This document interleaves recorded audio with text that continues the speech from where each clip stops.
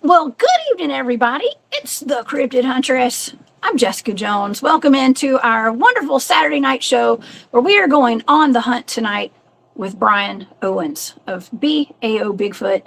And he is out of Indiana, y'all.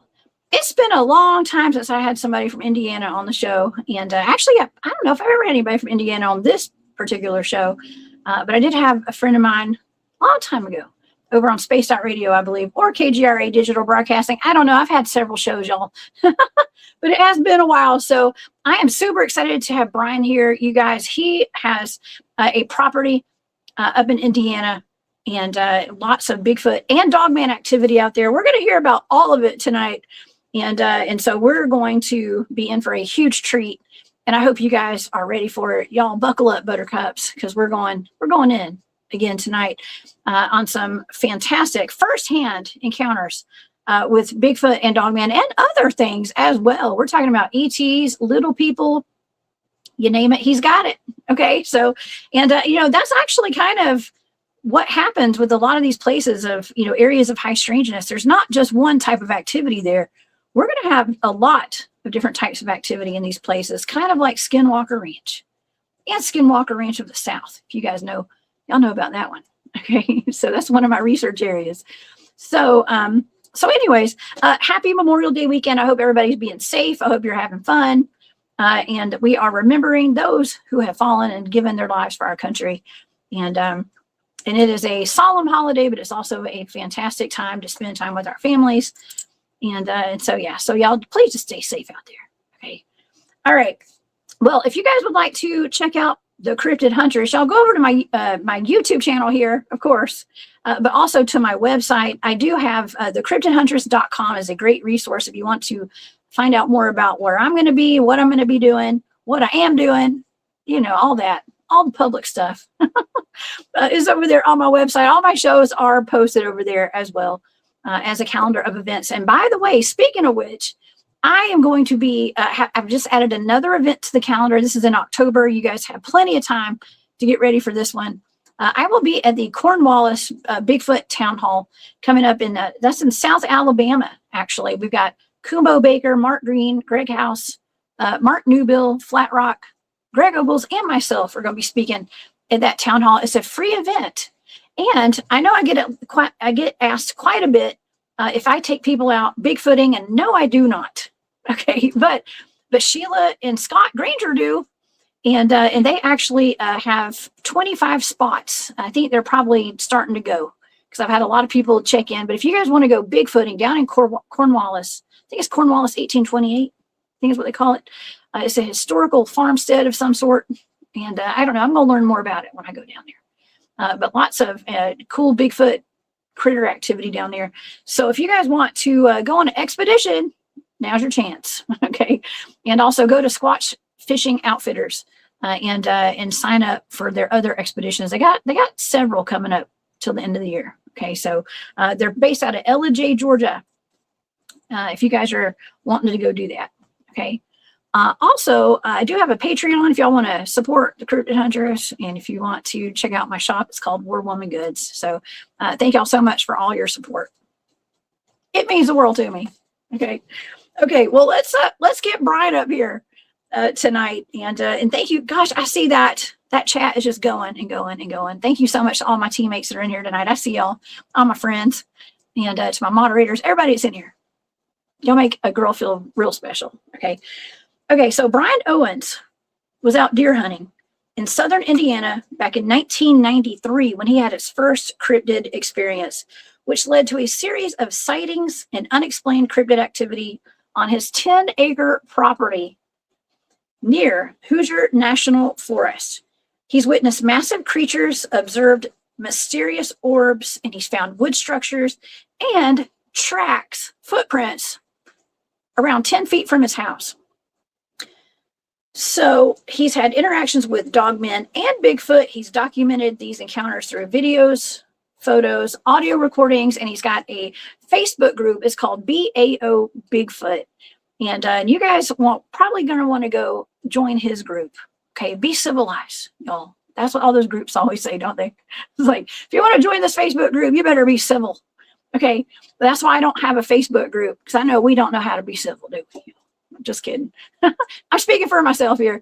Y'all, please help me welcome to the show Mr. Brian Owens out of southern Indiana. Hey, Brian. Hi. Hey, thank you for being here today. Well, thank you for having me. Well, of course. I've been wanting to get you on the show for a long time, haven't I? Yeah, we've been talking. We have. Well, you seem to live in quite a hot spot up there in Indiana. And you've had some experiences up there. I mean, I don't know if this is on your property, but back in 1993, that's a long time ago, you started seeing things. Yeah, well, I don't know. I can't say 100% sure. That's been 93. I came home on leave, and it was during deer season. I was bow hunting. This was in Scott County, Indiana, out in the bottoms. I was hunting one evening. It got dark, and it was getting really dark. So it was too dark to shoot. So I climbed out of my stand, and I was, about a half mile back there in the woods. And I was walking. I was probably about 20 feet from my stand when I heard something walking through the woods. So I stopped and sat down at a base of a big tree and just wait for it to walk on by. Because if it was that, big buck that I'd seen out there, I was going to come back next morning. I didn't want to spook it. So I sat there for probably about 5 or 10 minutes, and it got completely dark on me. Of course, I didn't have a flashlight or anything. And then all of a sudden, it just quit walking. I didn't hear it moving anymore. It got completely quiet. And I was really trying to focus at my 1 o'clock position. But at my 9 o'clock position, I hear I thought it was about 10 feet from me. This is like a howl. It started out real deep and went, and then got real high in pitch, but it shook all my organs. It shook everything in my body.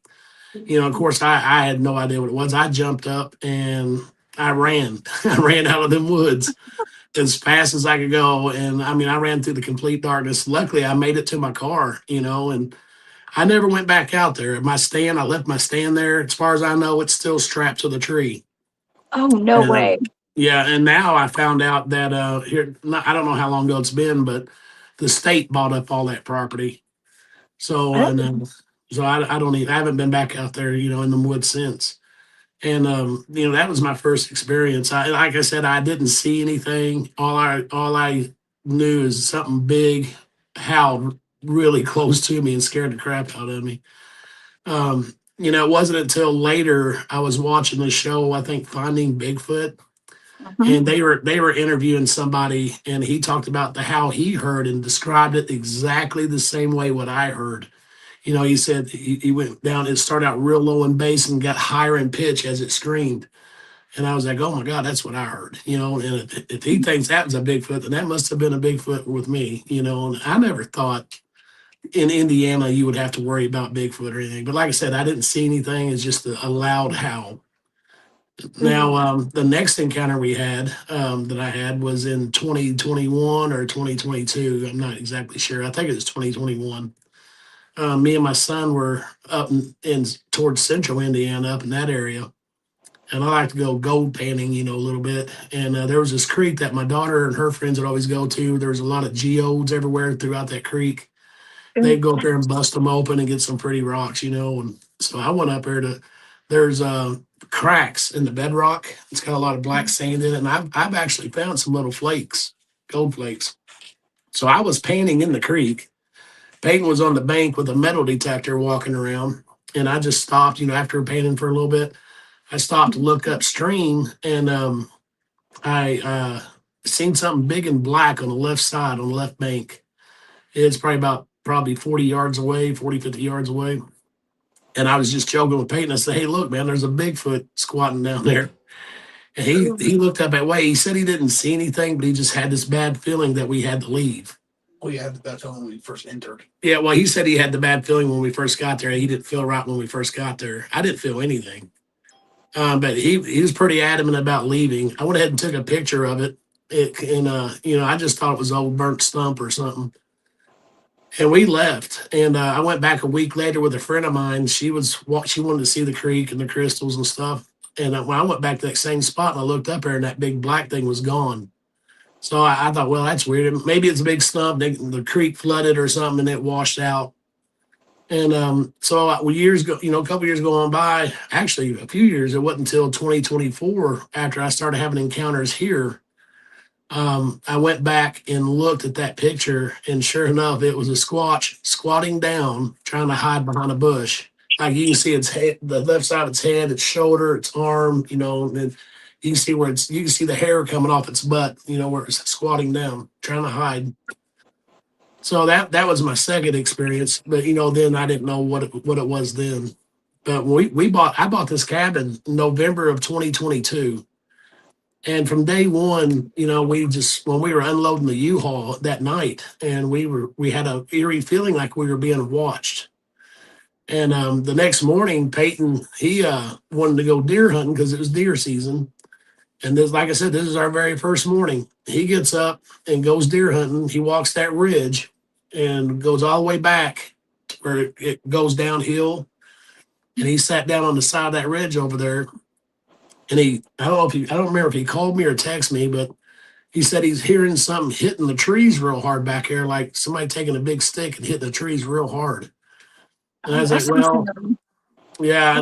And we didn't think wood knocks. And I just said, well, it's probably the wind blowing and it's making the trees hit each other, making popping sounds. He said, no, there's absolutely no wind. And then I said, well, maybe it's just so cold the trees are popping. He said, no, it sounds like somebody's taking a Louisville Slugger wooden bat, and smacking the tree so hard that it's shattering the bat. But it unnerved him so bad that he didn't walk the long way back along that ridge. He went ahead and slid on down the hill like a 50-foot bank, crossed boulders, car-sized boulders in the creek, and crossed those and climbed up the other bank, hands and knees, because there's a direct shot to the cabin. And that's how he came back, and he's like, man, there's just something weird back here. Like I said, we've always had bad feelings here. Not bad feelings, just feelings of being watched. Mhm.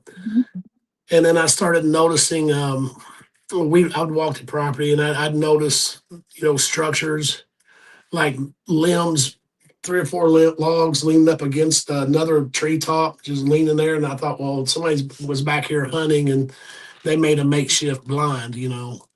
That's what I called everything that I seen back here. The structures, I was calling them blinds. That somebody's back here just trespassing, hunting on the property. And I just assumed everything was people, or people made, and everything's been done by people. And we kept hearing like wood knocks and whistling. We'd hear people whistling in the woods at night. And I'm like, I got recordings where I'm out there on my deck going, there's literally somebody in my woods walking around whistling with no light, no nothing. I said, how crazy is that? And then that went on for a couple of years, and it wasn't until June the 20th of 2024 when I seen the very first one out here.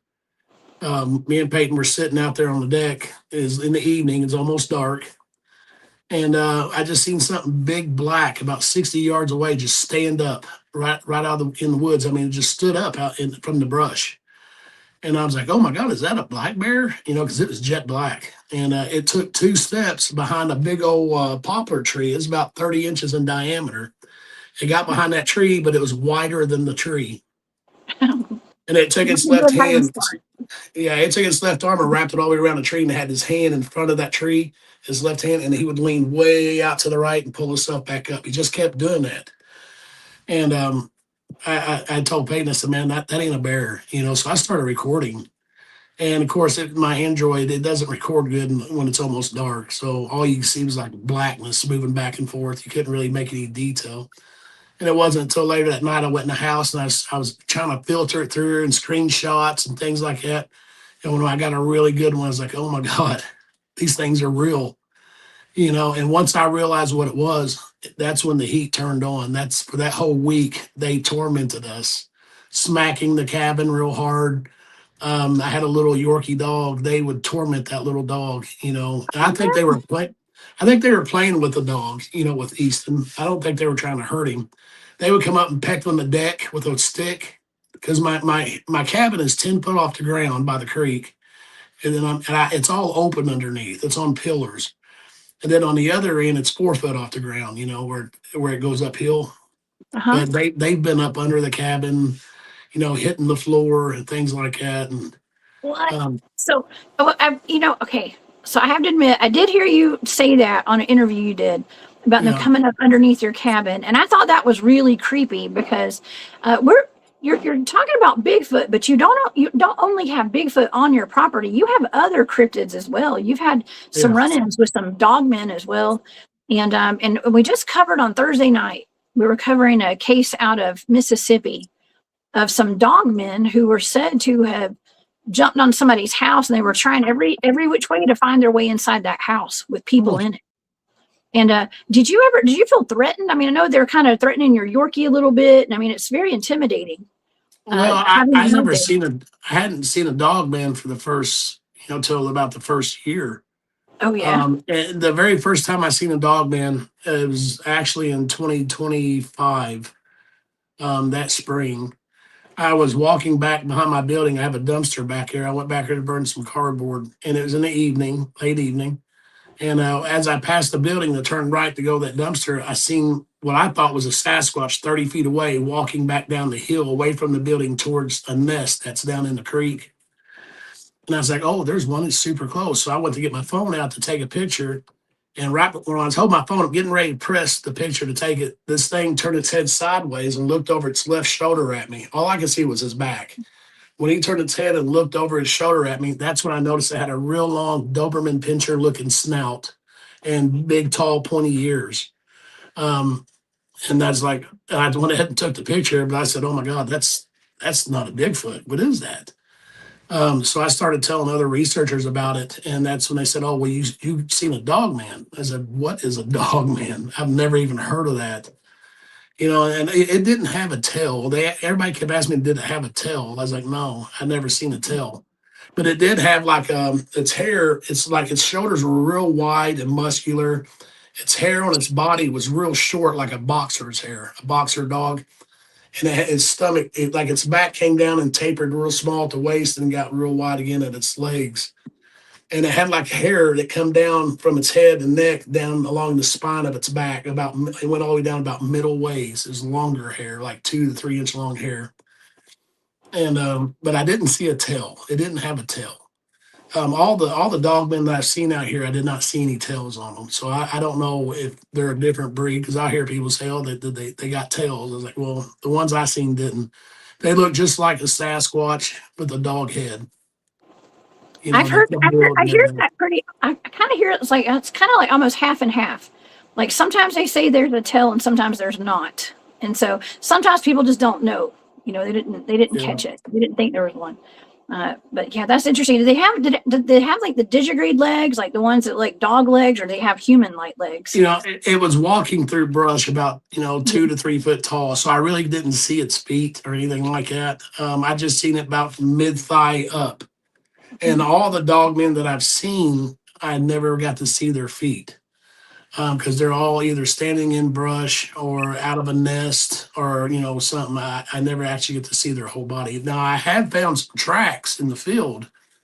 I have a big field, like a 5 acre field, and I have more than 10 acres. I didn't know if you knew that or not, but I have like almost a 5 acre field out back on the end of my woods there. And I was back here one day walking around, and I smelled these triangle-like shaped prints. They were real wide at the front, and they looked like there were toes, 3 or 4 toes. And then they come down, and it just stopped. Then they'd come down another couple of inches, and there'll be like this big, deep indention of like an upside down deer hoof, but it, like a little fawn hoof, but that was part of the track. Because I found like two or three of them a trackway going along the edge of that field. And I thought, that doesn't look like a Bigfoot print to me. I don't know what that is. But I wish they were deeper because my ground about thing about here, I've casted a lot of footprints. None of them were dogman, but the ground that I have out here is real rocky and there's hardly any dirt. I mean, there's spots in one part of my property where it's more dirt than anything, and I can catch good prints. But a lot of my property is like it's so hard, even after it rains, it's still hard. They might rip the grass and moss off the ground and they show the outline of their foot, but to get any toe detail or anything like that, sometimes it's really difficult. Like I see prints all the time, but I'd say about 80% I can't cast. Oh, did you? So I heard you say that you had some prints that were close to your house, like super close. I mean, how close do these things? You said they got under your house at some point, right? Like underneath. Is it stilts or something? They've been on top of my house. I got recordings because I have a metal roof on my cabin. I got recordings of them running across my roof, and you hear the thump, thump, thump, thump running all the way across it. I've got footprints right up next to my deck, the 10-foot side, because I have a wraparound deck, but on the side where the creek's at, it's 10 foot high. That's the highest. The floor of the deck is 10 foot high. And I've had prints, 20-inch prints, 17.5-inch prints right there. I'm talking within a foot of the deck where they come up. I was sitting on my couch one day eating chili, and I had my patio door open, screen door was shut, and I looked over and I see two big eyes, two big eyes looking between the floor and the railing, just looking at me. And I was like, oh, there's one right there watching me. So I grabbed my phone, took a quick picture, and then it moved its head a little bit. And I took another picture, and then it ducked down and left. It knew I could see it then.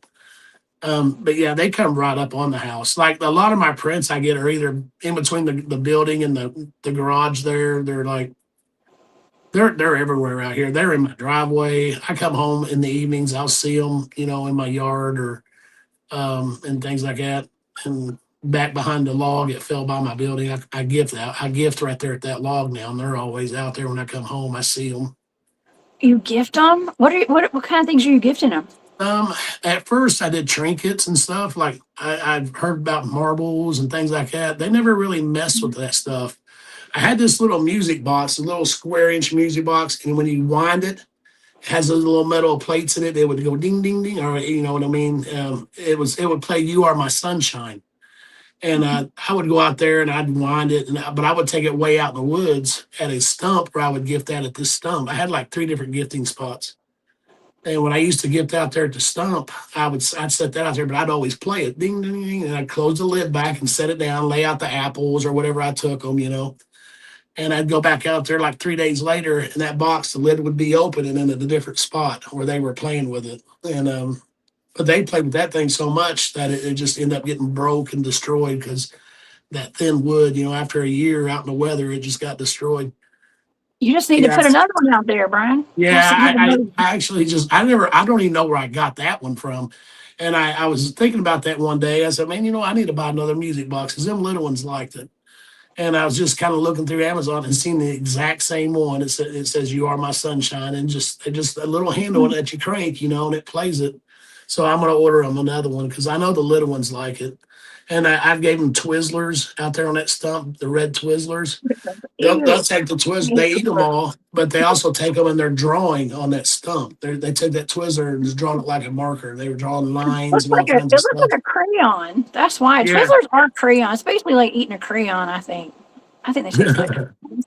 That's my opinion. Yeah. Cool. They like them. They're like candy canes, like the fruity candy canes. I'll go back here, and as I'm walking the trail, I'll hang them on the trees, at limbs and stuff as I'm walking back down the trail, and they'll get them, everyone. And back here at the log, when I leave candy canes there, you can see where they peeled the plastic wrapper off of it and eat it and leave the wrapper laying there where it's inside out, where they pulled it off. So, if it was a raccoon or a possum or something, they're just going to chew the plastic and all. But they literally pulled the plastic off of it.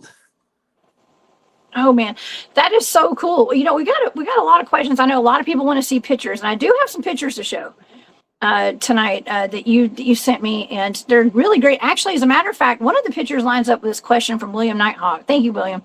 He says, "Were the ears positioned on the head or on top, like on the head, And head I've seen side them or different top?" ways. Yeah, I've seen them. I've seen different dog men have their ears in different positions. The one that was walking down the hill was like this. So, instead of like Yeah. this, they were like this on the side of its head. I didn't notice the ears until it turned its head sideways.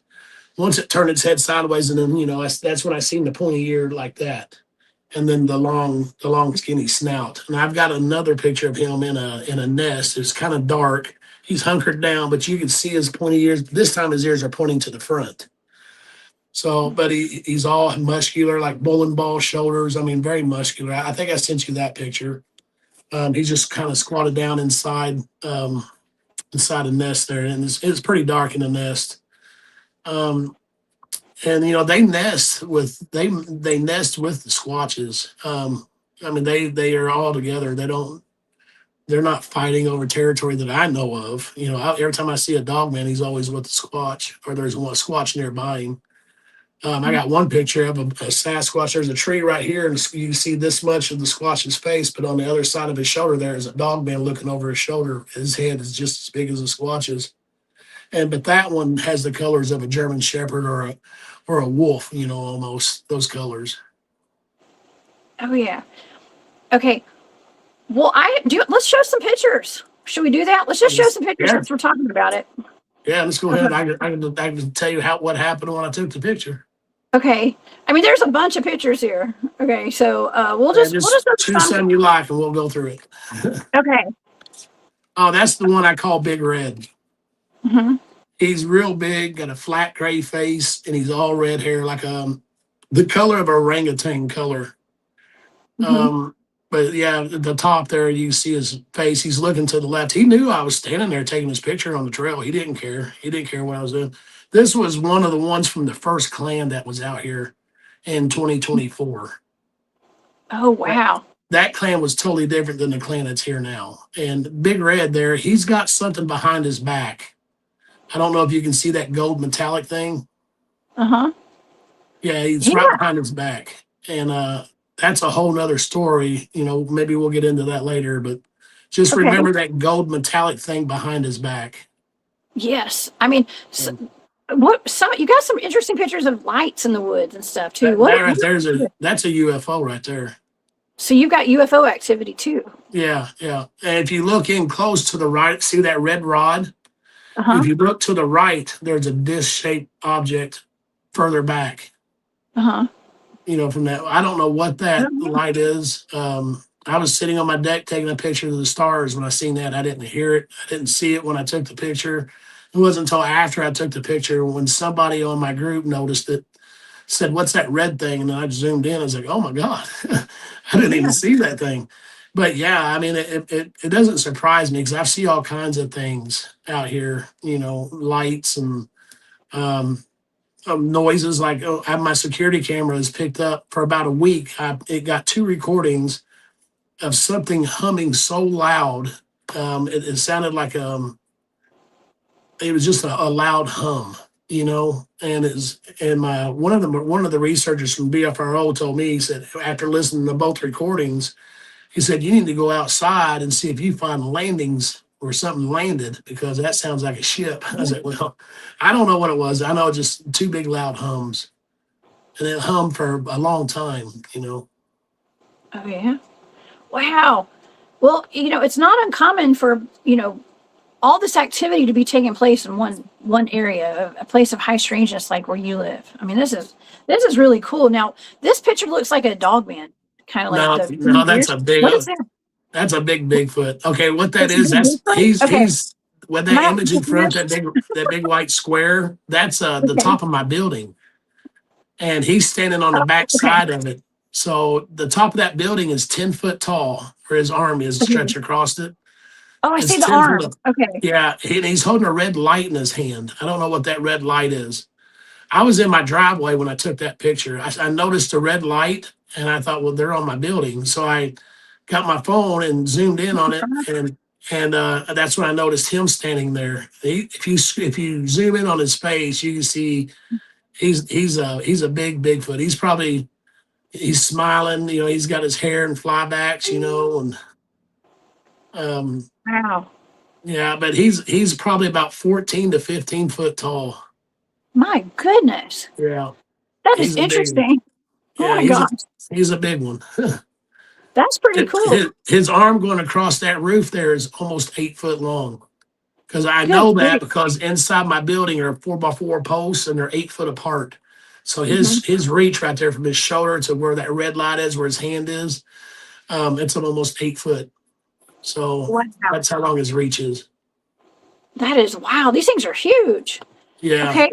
Now this is the I can't say this. Is it The Virginia? Brazilian The Roswell. Brazilian. Yeah, it's like Virginia or something like that.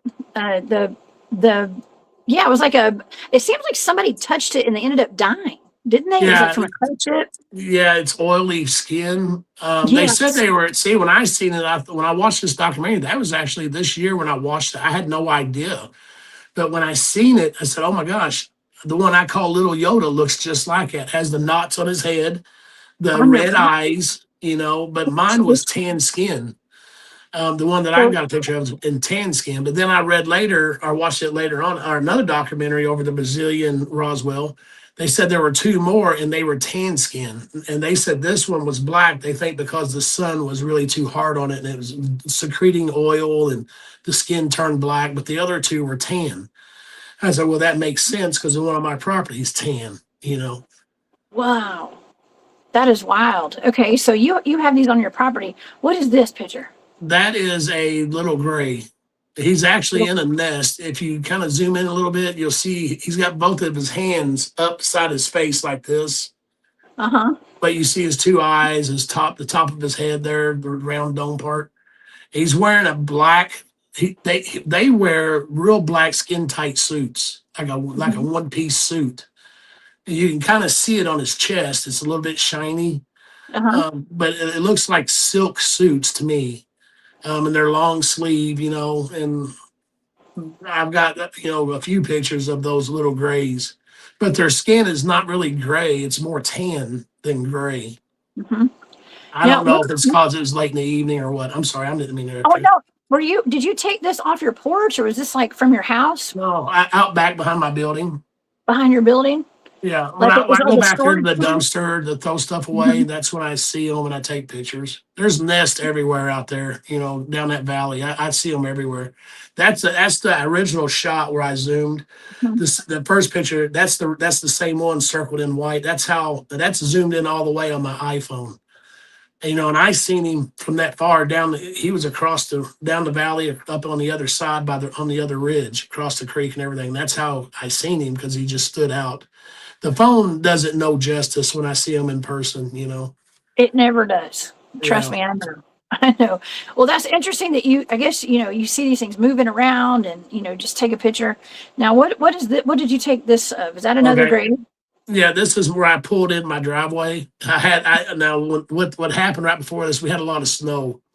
And I dumped about 150 apples over that log right there. And if you look, there's a Sasquatch sitting there eating apples. And just to the right where I got circled is the gray's head looking up over the log at me. But just to the left of him is the Bigfoot sitting there. You can see his face. If you zoom in a little bit, you can see his face, his chest, his head. Like it's kind of hard to explain, but you can see his Mhm. mouth, his eyes. That's a Sasquatch, a big one, big male sitting there eating apples. Oh, he's got his mouth full, doesn't he? Yeah, yeah. He just sitting there eating, and the little gray was looking over the log at me. Was this at night or was this during the day? Yeah, it was at night, but It's when I pulled out of my driveway, my headlights shined back that way, and I night. could see them. So when I pull in, I stop. Once I see them, and I grab my phone real quick and take a picture out my truck window. Oh, that's so cool. That's cool. All right, what is this picture? Yeah, The black figure. all you can see is his face. He's smiling at me when I took his picture. Oh, I That's a see the teeth squatch. right here. Right Yeah, here. Oh yeah, my you can see God. his eyeballs and everything. Yeah, he's Look at just that. smiling at you. You're right. You can't see his. You can see his teeth, his nose, and his eyes. Yeah, yeah, they tried to hide, but I can always seem to find them. So, My goodness, you've got a good eye for this. That's wow. That's really cool. well, the way Okay. I say it is, it's like mushroom hunting. Once you see a mushroom, you see them all the time. For the whole day, you'll see them. But until you see that first, they're hard to find until you find that first one. But once you see it, they're real easy to spot. Oh yeah, for sure. Let's see. Okay, let's go to the next one. All right, what is this one? Okay, see in the middle, big long black thing going up and down with the little tan part. That's a mom's Uh-huh. arm and hand. On the Okay. branch to where her elbow would be is a baby laying across that branch. You can see his little tan face and his little arm with his little hand curled up. Like if you zoom in more, like go down a little bit, like up to Down the like that. far. That's the mom's arm and the baby laying on that branch. Okay. You can see his little hand curled up, and he's a newborn. Oh, cute. So Yeah. you have like families of all ages living on your property. Oh yeah. Right. This picture here is all. This picture here is 3 juveniles. Oh my goodness. Yeah, they're sitting behind a log talking. I was back here one day. I seen them. I started talking to them, but they didn't pay me no attention. They were just kept talking to each other. Yeah, there's 3 there. The third one you can't see. He's kind of hid behind a log, but I seen the top of his head moving and stuff. But It there's 2. certainly looks like something. It Yeah, looks like there's big black figures sitting right there with their backs turned to you, for no, sure. that's their sides. At their sides? The light gray face is looking at the one to the right with a tan face or light brown face, and they're just facing each other talking. Wow. That's cool. So this is all on your property right here. There's another shot of it. Yeah, that's a closer up version. Okay. There's another one. There's a portal. Okay, you have And portals on your property? oh yeah, I've seen a couple of portals. This one here, there's a squatch walking through it. His hands are coming through it. You can see the 2 rings around his hands.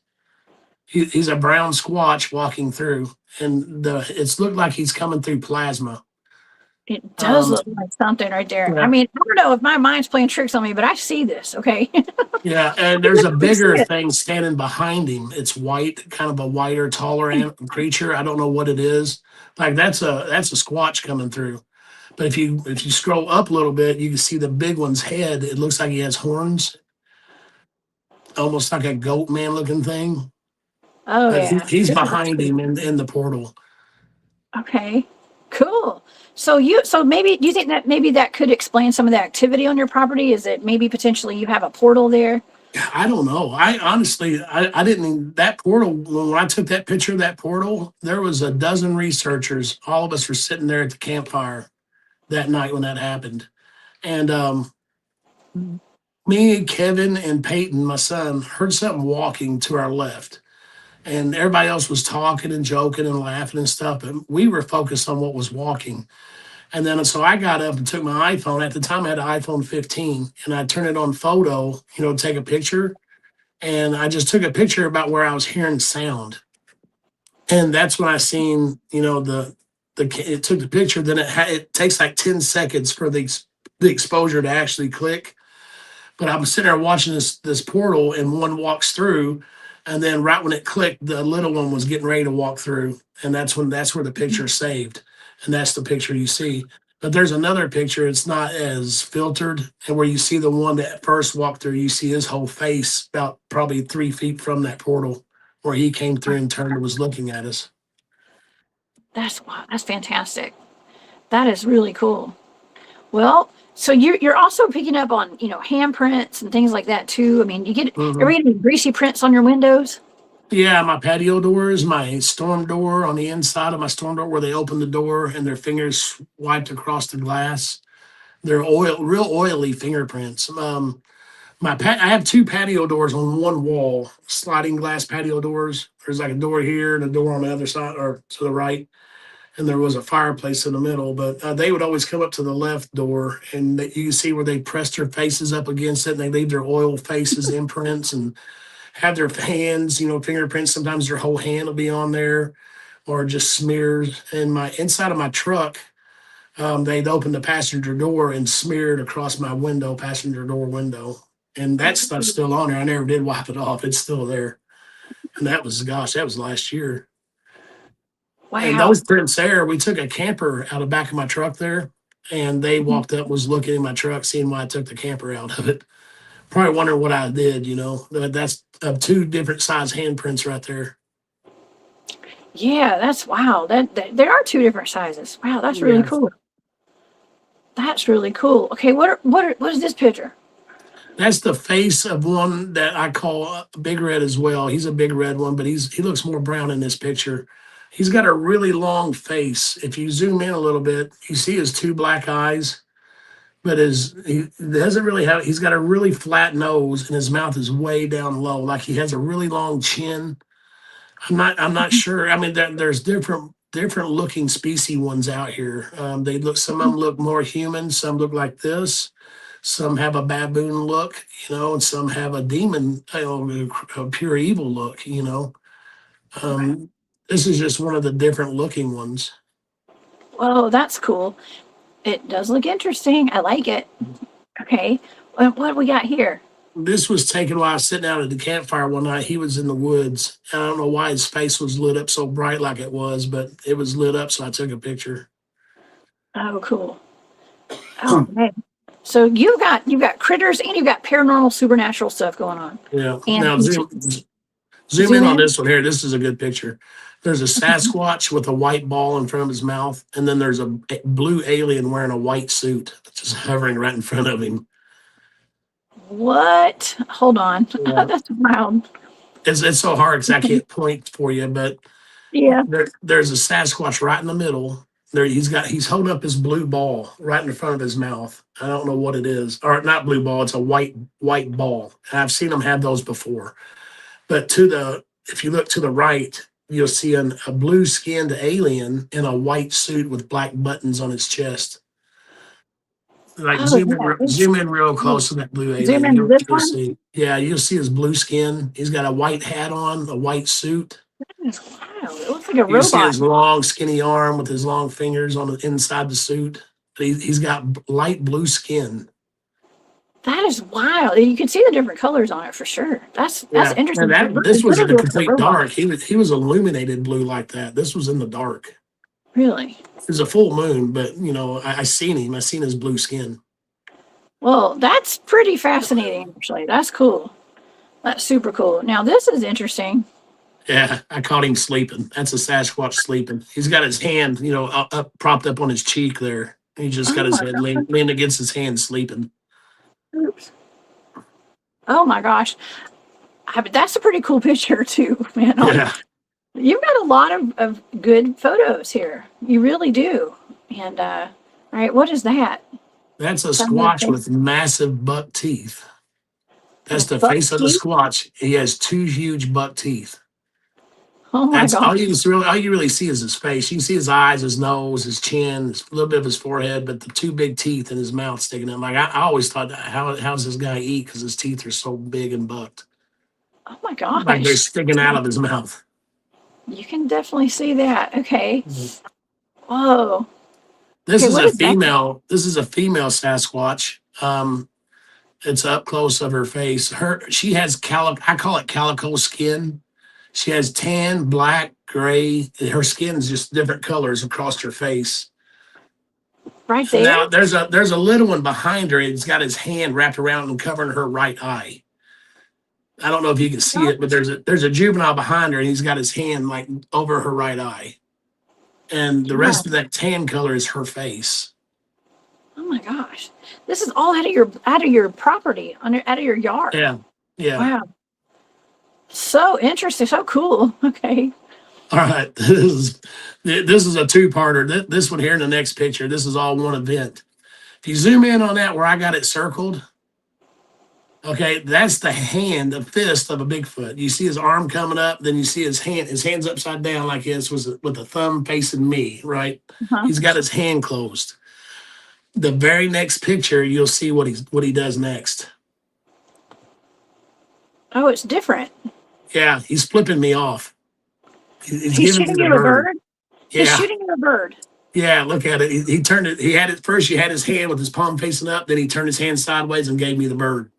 Oh my You God, see it is that big different. old cigar finger with the black Oh my God. fingernail? Oh my God. That is too funny. Now, how Yeah, big is your property? You said, okay, I said 10 acres in yeah, in it's the, about 13 acres. about 13 acres. Yeah, There's 10 people in of the it's chat. woods. Okay, they were asking in the chat. It's about 13 acres, y'all. Yeah, but I'm surrounded by woods everywhere. I mean, my property's surrounded by woods. You're by a national forest, correct? It's Yeah, somewhere close. I'm about 5 to 8 miles from Hoosier National Forest. As the crow flies, I'm 5 miles. Okay. Well, that's the last picture that I have in this batch right here, I think. So, I've seen some other pictures that you had. Let me stop sharing of the dogmen, and I mean one of the pictures that I saw that I don't know if you had posted it in your group or somebody had. I think it was off your property, but it was a picture that I had seen before. It's a pretty well known picture. It looked like Anubis. It looked like Oh, that Anubis, wasn't the mine. Egyptian. That Yeah, wasn't yours. Okay. somebody shared that on my group. Okay. And and people just started sharing here recently. My group's fairly new, so people just started sharing their pictures, and a lot of people are confusing their pictures as my pictures. They just Okay. don't go up and read the little name of the one who submitted the picture. But yeah, that wasn't my picture. The Dogman pictures that I sent you today, those are the only Dogman pictures I have. I got one on all fours. I got a young Dogman. Let's see. I'm sorry, my allergies are killing me. Oh. But there's a lot. I've seen a lot of Dogmen, but I didn't get pictures of all of them. Sometimes I just can't get a quick enough picture of them. Well, you've done a pretty good job getting what you got, in my opinion. Okay, and I've been doing field research with cryptids for a long time, and you got a lot more pictures than I do. Okay, Oh, so really? yeah, I love it. Well, look, I'm going to take a quick commercial break. We're going to thank everybody for the super stickers tonight, y'all. Thank you so much, y'all. I'm so sorry I've been busy. Hadn't recognized y'all. Kent Baxter, thank you so much. So, hi, Jessica. More and more cryptids are coming out of the woodworking lately, literally. Yeah. Thank you for your support, Kent. And that's true. That's very Yeah. true. Also, Nathan Davis, folding money for the name of brand Vieners. Man, thank you. I will get me some more Vieners. Okay, we're going to stock up, Nathan. Thank you so much. By the way, wait, before we go further, Brian, how do you pronounce Vienna sausage? Vienna. Vienna? Yeah. That's a little different. I'm probably wrong. I'm country. I say, no, listen, I ask everybody that comes on the show, especially my Southern friends, I ask them, and I say Vienna. Okay, it's Yeah, Vienna. It's different for everybody. well, there's a town I used to live close by. It's called Vienna, and it's spelled the same way. So I always called the Vienna sausage Vienna because the town's Vienna. So Vienna. Well, we have a oh gosh. Well, somebody asked me, my friend Barry asked me, he said, Jessica, if you were to get a ticket to Vienna, would you get a ticket to Vienna? And I was like, no, I got a plane ticket. I'm not going to a travel agency asking for a ticket to Vienna. Okay. yeah, So I'm they send you partially to Southern Indiana. I'm partially civilized. Okay. Give me a break, y'all. Okay. I know. That's just what we call them, our Viennas. Okay. That's what we call them. That's But what I anyway. call them. Yeah, me too. Me too. William Nighthawk, thank you so much for your support. I appreciate you being here tonight. Thank you so much. Thank you for that super sticker. And Margaret, thank you so much. Gifted a Cryptid Huntress membership. Thank you, Firewater by Design. You're so sweet. I appreciate that so much. And Pops, Gary Spike Sr., thank you so much, Gary, for gifting 5 Cryptid Hunters memberships. That's all to the Hunt Club, y'all. Thank you so much, Gary. And to everybody who has given super stickers tonight. Y'all are so sweet. Okay. Well, I have a question for you because you mentioned the portal. We just saw a picture of a portal on your property, and I wanted to know: are you okay? We know you got activity outside of your house. Have you ever had cryptid activity inside your house? Has anything ever tried to come in potentially through a portal or anything like that? Yeah, I've had them in my house. No, I don't know about portals in the house, but I knew they were in the house. Yeah, they eat my chocolate chip cookies. The fingerprints are on the inside of the glass of the storm window. Like my security camera. I don't even use it anymore because they like playing with it, tapping the countertop where my camera's at, they'll tap the countertop just to watch the camera lights turn on and stuff. They play with it all the time, and it drives me crazy. I've caught stuff on my security camera in my living room, you know. Oh, in your living room? hmm Yeah, Okay. in my bedroom, I've had a little one of the little ETs in my bedroom. Yeah, You've I had, woke up. I'm I, sorry, my allergies are absolutely killing me. I'm out of medicine. oh no, But I woke up one morning and I reached over to the passenger side of my bed, you know. the passenger. Excuse me. Yeah. And I grabbed my phone to read and check my messages. And while I was laying on my back, I was holding my phone up and I just kind of looked to the right. And I seen this little head, little gray head, and two arms on my mattress like this. But it didn't have fingers. It had a big finger and a little finger. That was it. And it was leaning, is holding onto my bed. And when I looked at it, I said, "Oh my God, what are you?" But I was cussing and all kinds of stuff. And it looked down at the floor over down its left side there. It was standing on the sideboard of my bed, you know, the side rail. It jumped off, landed on the floor. I heard two little ticks where it hit the floor. Then I hear it running tick, tick, tick, tick, tick under my bed, and it hit its head on my box spring real hard. Oh And then God. it took me a minute, you know, to get the courage to get up to run out of my room. And it, you know, it had big black almond shaped eyes, just a little bitty thing, maybe 10 inches tall. And I raised up. I was just sitting there, man, I got to get out of this room. And I wanted to get my flashlight, but it was in the kitchen. So I jumped up, ran through the breezeway, into the office and into the kitchen and grabbed my flashlight, ran back there, got in front of my doorway, laid on the floor and shined it under my bed. And I was shining all through my room. I didn't see nothing. So I just reached up and shut my door. And you know, I walked in the living room, I was like, I'm done with this house. I don't want nothing. I don't want to be here no more. You know, I was done. I was ready to just to move. And people called me and, you know, talked me down out of it. And but my right ear was burning. It burnt for hours.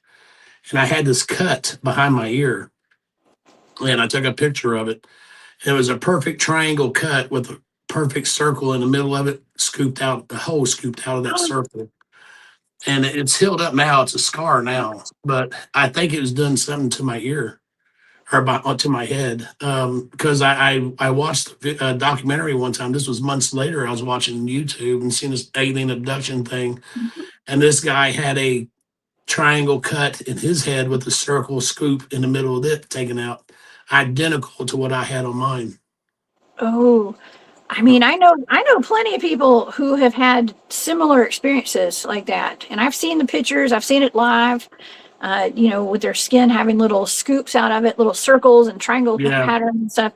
I mean, you know, I got to tell you, Brian, when I first started doing Bigfoot field research back in 2011, after the first expedition I went on, I had missing time out in the field.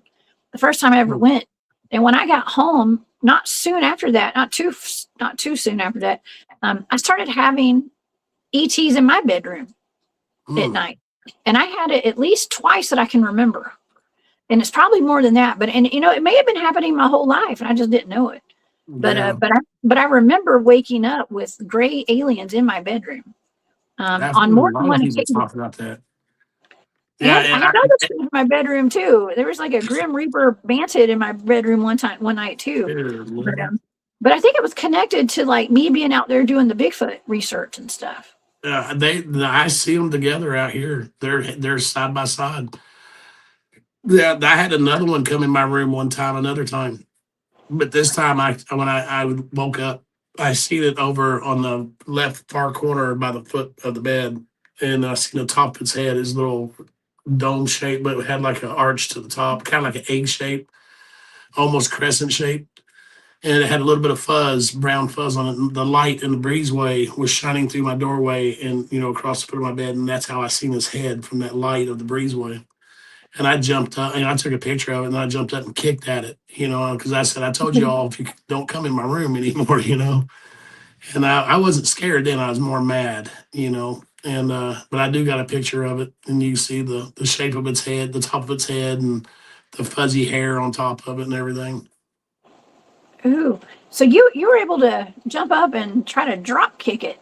Man, that's Yeah, cool. I kicked at it because I warned them the first time. The first time they scared me to death, and after that, after I calmed down, I'm not scared anymore. I get mad. I don't care that they come in the house, but coming in my room is different while I'm sleeping. I said, hey, if Mhm. you want to come in my house, introduce yourself. Come in and shake my hand or let me see you come in.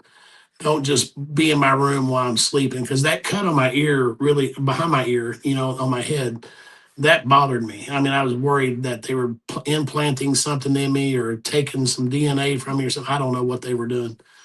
But I was told by other researchers I should go get an MRI and a CAT scan and all that stuff. I'm like, what do I tell them? What's the reason why I tell them? Well, you could get checked for implants. Yeah. I was gonna say, go to the veterinarian's office and get one of those. Check for a chip. I'm just Oh kidding. yeah, it's chip scanner. Yeah, Actually, somebody told me no. take a magnet and stick a magnet to it. I've yet to try that, because what if it shorts it out and then I got something burning in my head? I don't want to. Oh I don't want no. to take that chance. Oh yeah. It's that's concerning. It's definitely concerning.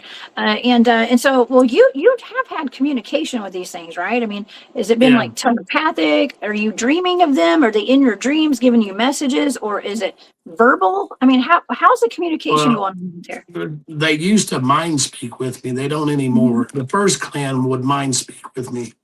They mind spoke, and then when I was mispronouncing the word that they told me, a couple of days later, I went outside on the deck, set my tea down. Then I hear a female, because in my when they first mind spoke to me, my ear just it clicked and started humming, and then it was in my right ear actually, and it just started making this humming noise, kind of like a transformer hum outside, like an electrical hum. And then I got a flash in my face of a squatch of the one that I seen the day before. I got that image of it in my head, and then the words "Wegum," real deep voice said "Wegum," and I woke up because I thought somebody was in my room saying "Wake up," a man, a big man saying "Wake up."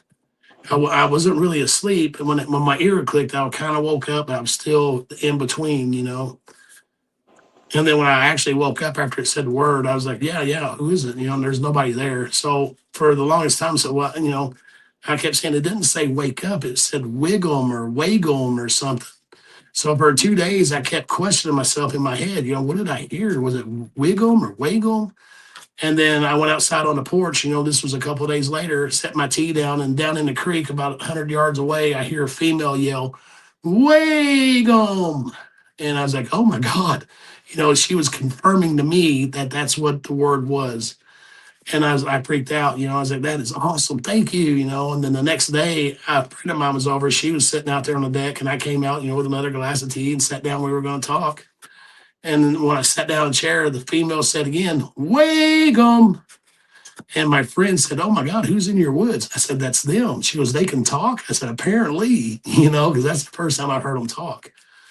And but my researcher, this was six months or so later, and maybe longer, I don't know. A researcher that's been out here multiple times, she looked up that word, and she said it was Cree Indian language that means friend/brother. So I think they were just telling me that they were friendly, Oh, and for me not that's to worry. wonderful. Yeah, That's great. yeah, my son gets dreams of them all the time. They talk to him in his dreams. He said that the dreams he knows when it's them and when it's just a regular dream. Because when it's them, it's so vivid. It's like it's really happening. It was just like that time they said Wiggle. I thought somebody was really there. So he got to hold a baby in his dream and everything. He asked if he can hold a baby. He said that it felt like I could feel the warmth of its body and the hair, and it was gooing and gone like a normal, like a human baby. And he said he just held it like this, and he was looking at it and said, oh, it's cute. And he gave it back to the mom. The mom would always come and talk to Peyton in his dreams. She told him one time that they were preparing to leave, but the other ones wouldn't help her, and it was making her mad that they wouldn't help her get things ready to leave. And because Peyton asked him, is there anything that she needs? She said she needed help, because the other ones wouldn't help her. But we didn't know, what she needed us to do. Oh, And she would come talk to Peyton a few times, but that clan left. You know what I mean? So, but I've had other mind speaks. I was sitting on the couch one day watching TV, eating a sandwich, And then all of a sudden, my left ear clicked on it, click. Then I hear somebody walking through leaves and brush, just walking. That's what I'm hearing. And I knew instantly that it was them. I said, "Hey, I hear you. What you got to say?" Then immediately it shut off. I think they clicked in by accident. They Oh, hit my frequency by accident. oh my gosh, I really can appreciate this entire conversation today, okay? Because this is actually confirming some of the things that I've always, I mean, some of the stuff that we've discovered during our research, I think, and it is a frequency thing. It's also there's also a big connection that they do have with in the astral, as I like to say, or in almost like in your dream state. That's when they can come communicate with you. I mean, that's kind of what happened to me when I was having those ETs in my bedroom. I remember like I was kind of like in one of those. It was kind of like sleep paralysis, right? Yeah. And but I couldn't figure. But I could move. I could move a little bit and stuff. And I was kind of, I was in the middle of learning the remote viewing. So my entire research team is trained in remote viewing, the military style, with like, psychic spies and stuff. And we utilize that when in our field research with the cryptids, okay, because they are telepathic, they do mind speak, and so, but they're also they're in a different density as well. They can be, especially the ETs. And so I think when I had those ETs in my bedroom, I was in their density, and I was basically looking down on me in the third density, right, with my dogs and my son, and my dogs were not waking up, and that was the only explanation I had as to why my dogs didn't wake up and attack this thing that was by my bed. You know what I mean? Because I feel like it was almost like I was in a dream state when it was happening, but it was very real. Yeah, it feels like a dream. It also feels real because the feelings that you're getting, the awareness of the dream. Sometimes when you're dreaming, this stuff just goes crazy. But when these things happen, it's like you're really there, like it's really happening. And that's how my son explains. He said it's like I'm awake and it's really happening, but I know I'm asleep. He said I feel that my senses are working. I smell, I feel, I can feel it. Now, my oldest daughter that lives in Michigan, she used to have sleep paralysis really bad. I've taken her to hospitals, doctors, and have her looked at and everything. And she'd always talk about these things. Like she would literally come out of her body and be bouncing around the room. And said it took her a long time to. She said she would get scared because she would try to get to her body and she couldn't get back to her body. She could see herself laying there. Oh. And it took her a long time to get to where she can get back to her body easily, And I've not asked her here lately, but the doctors told me, oh, she's having small seizures. They couldn't explain it. They just said she's having seizures. But Bree's like, no, Dad, I literally can see myself coming out of my body, flying around my room, and stuff. And then she said she's seen black figures in her room when she was in sleep paralysis, like they'd be in there.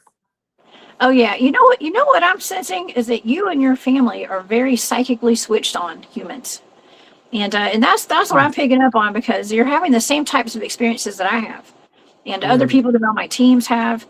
We're all highly trained in like psychic skills and stuff like that, and it sounds like all of you guys are having basically the same kind of experiences that we have, and so I don't know. Well, we can talk about this in private sometime. We can talk about it some more. Because I think that's why you guys have so many experiences, because you are you're switched on humans. I think that's one. I've heard about them, they can mark you. And I always thought, well, maybe that first one back in 93 marked me, and ever since then, I've just not been aware. Like I said, I was in the Army over 18 years and I've been in woods all over the United States, and put my time in the field.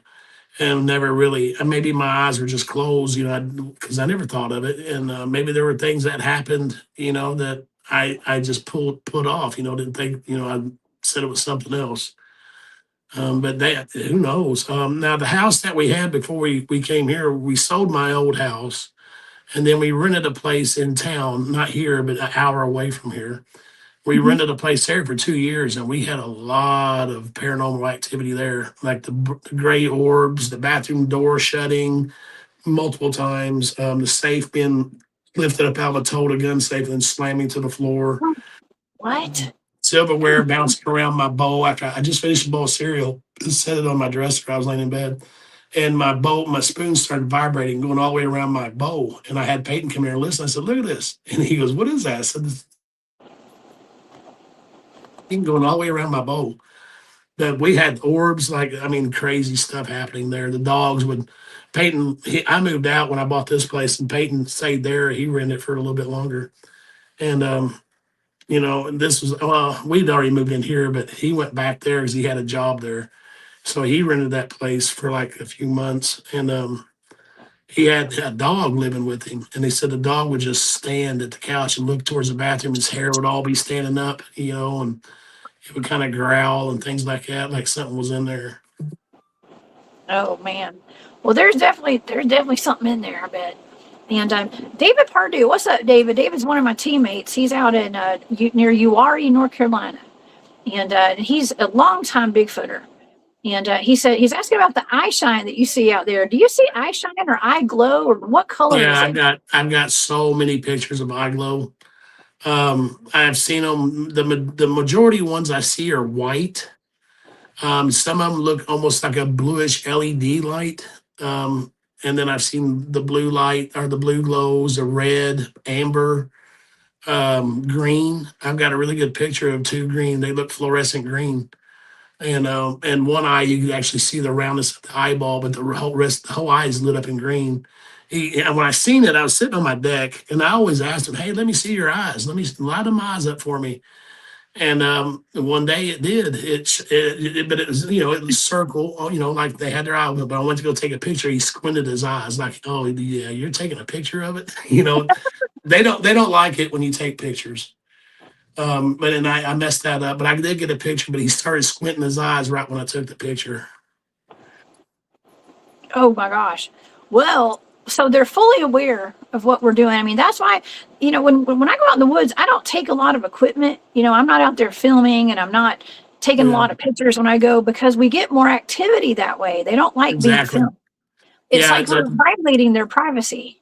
yeah. If you want to have a personal experience, don't even take a cell phone. Don't take anything that runs on batteries, because they know that you got something with batteries, and they know that you're either going to try to record them or get a picture of them.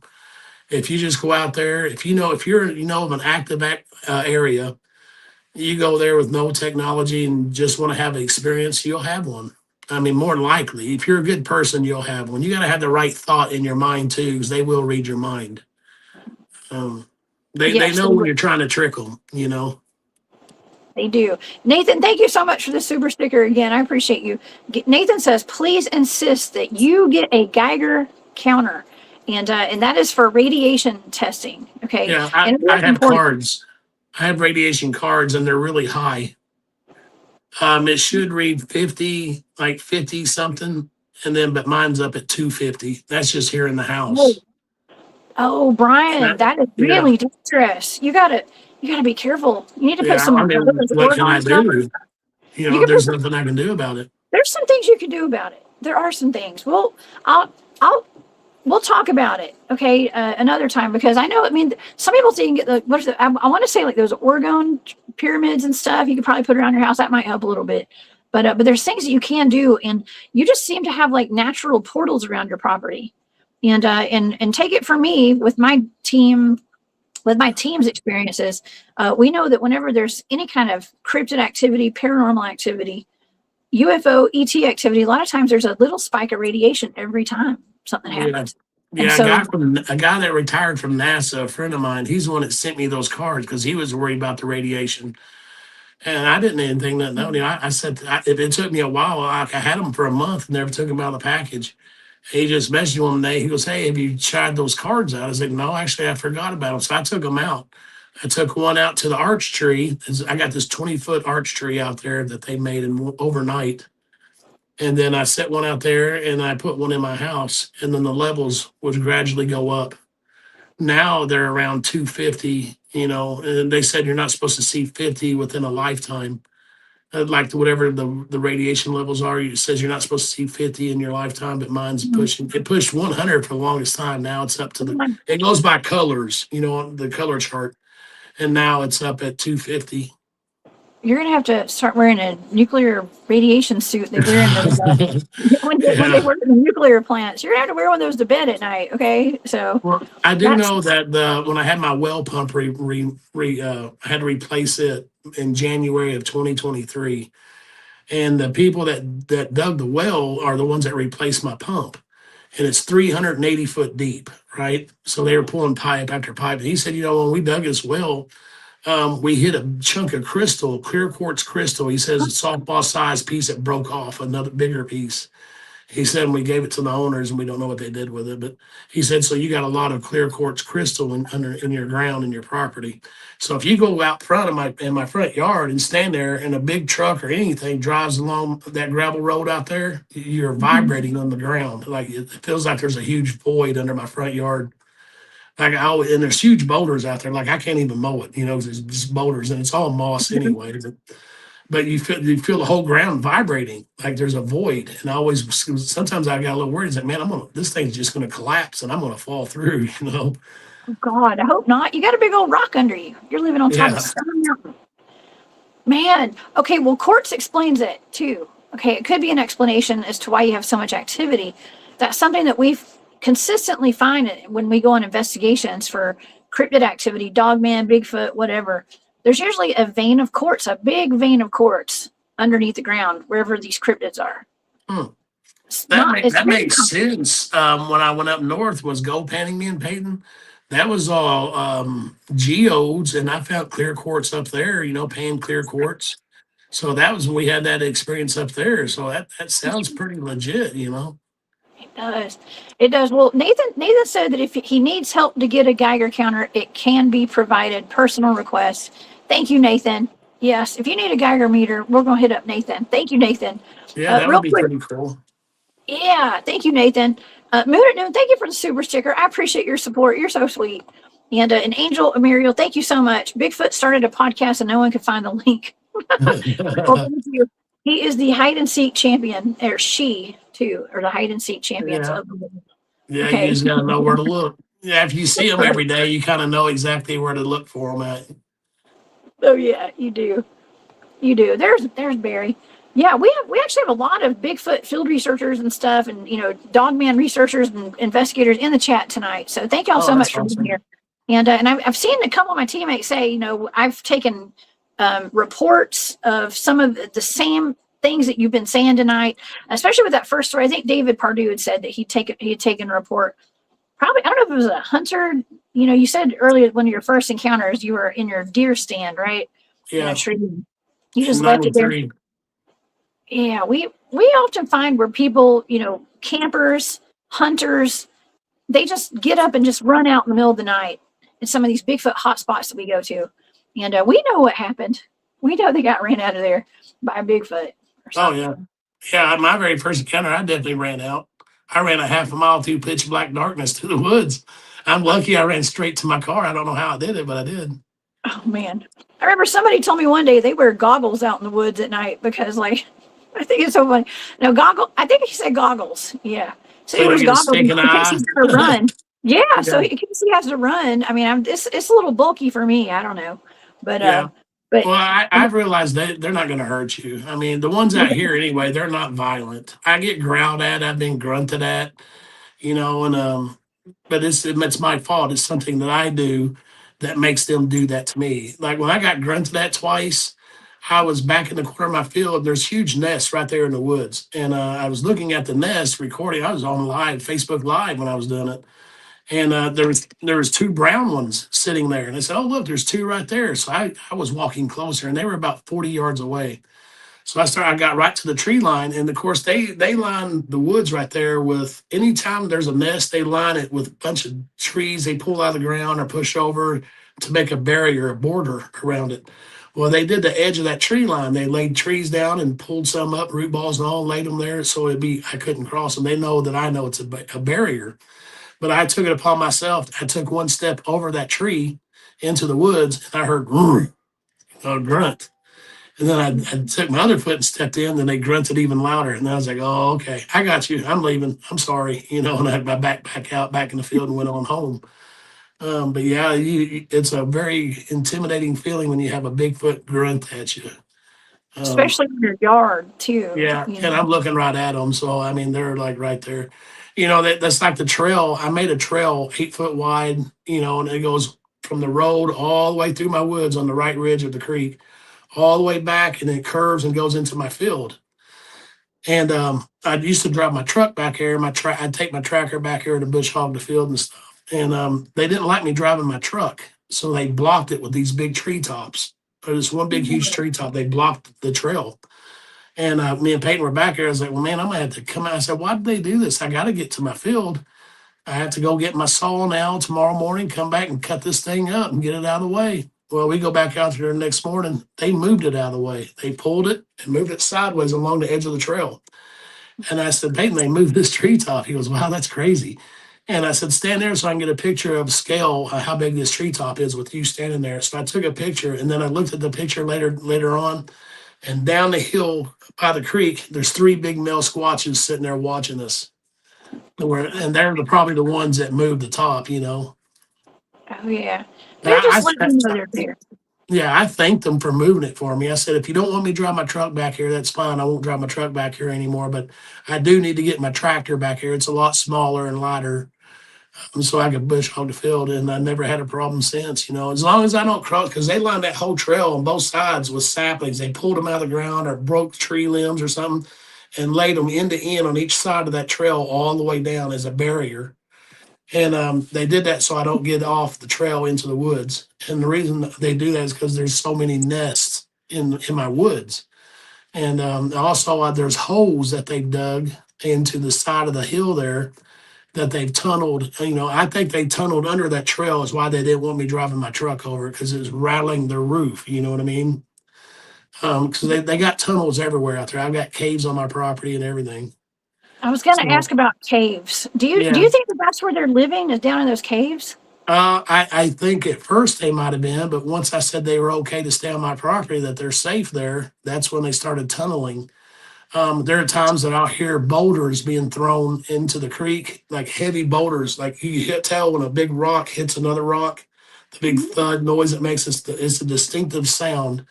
And that's me thinking, I'm thinking they're digging deeper, because I'll see them come out of the ground in the evenings. They'll move like big tree limbs, big ones. They'll move them out of the way and bring both their hands up and pull themselves up out of the ground. I've got a few pictures of them coming out of the ground. Oh my gosh. Well, speaking of Larry, thank you for being here. Larry and was it Daniel, right? You were on their Cryptid Wrangler podcast last night. And Yeah. and I caught that today. It was a great interview, y'all. And Larry's here. Larry says he said on the podcast last night he has seen them cloaking. Yeah. Yes. Tell me about that. Yeah, I've actually got some pretty good pictures of them halfway cloaked. But yeah, I was my favorite one is when I was back here by my dumpster and I seen one about 30, 40 yards away, somewhere around that area. He's down the hill. He was standing up, I could see him from his waist up. And I said, well, heck, I'm going to get your picture if you're just going to stand and look at me. So I go to pull my phone up, and when I'm aiming it at him, his whole face and everything was just smeared like greenery, like the green leaves had just smeared across his face. But when I'm looking at him with my own eyes, he's perfectly in the open. And I thought, well, why is this? And I thought it was my phone, and I kept moving it, but it wasn't my phone. It was him. It was like doing something to my phone. And so I went ahead and took a picture, and I tell people I did that. I said, I can't really use it for a comparison of what he looked like because I couldn't get a good picture of him. But you have to go by my word that when I was looking at him with my eyes, crystal clear. In the photo, he was smeared. He wasn't cloaking. He was just smeared. And but I've got other pictures of where I've looked at them and go take their picture, and they would start cloaking. You can see their whole outline. You still see their eyes, their mouth, and everything, but you can see through them. You know what I mean? It's like the Predator effect on the movie The Predator. If they don't move and you didn't know they were there, you'd never see them. Ooh. But not only That's can they cool. cloak, they can be completely invisible. Like I was laying on the ground one time. Actually, I was stacking firewood. It was this past winter. I was out there on my island stacking firewood. It was drizzling snow, and I was sweating. My back was hurting. And of course, like I said, I have real thick moss all over my property. And I said, man, I bet that's soft. I laid down on the ground just to stretch out my back and just lay there, and it felt so good. It was cool air. The snow was drizzling on my face. I'm looking at the treetops. And then I got the feeling that I was being watched. I just get that feeling. And then I felt that for like 5 minutes. And all of a sudden, I felt like something sat down right beside me on the ground. I didn't hear anything or see anything. I felt it. I felt the presence of somebody sitting there. And it's just like this calmness, and like one with nature. It's like that's what I was feeling. I was feeling the cool air going across my face. My senses were on high alert. I was feeling the little strips of snow hitting my face and the cool air, watching the treetops and the clouds go by. And then after about 10 minutes of it sitting there, it just disappeared. It left. And then I felt normal again, and I got back up and started stacking more firewood. And but that thing was completely invisible. That's wild. You could feel it. It sat down beside you. That's actually really cool. And super calming. I love cold moss on a hot summer day. Oh yeah, it's so soft. I mean, and thank God I don't gotta mow it. It is. It is. Sovereign Cosmic Wildman. What's up, Sovereign? He was talking about, he said a massive sinkhole just opened up in Kentucky. Oh my goodness. Like Mel's hole. He's talking about Bigfoot's boring holes underground and stuff. I mean, my goodness, there's so much going on underground. I've heard that we have cities underground, plenty of cities, like just as much as we have up on top, if not more, underneath the ground. But wow. Interesting. I wonder, do you think that there's any connection? I know this is just your opinion on this, right? It's for entertainment purposes only. Could there, you live in a pretty remote area, and I've been talking quite a bit about deep underground military bases lately.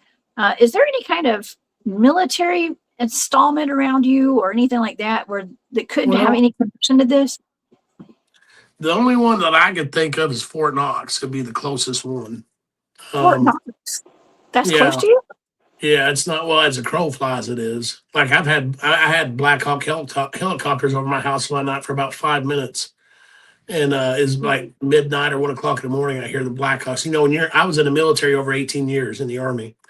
So I know what the sound of a Black Hawk, it's a distinctive sound.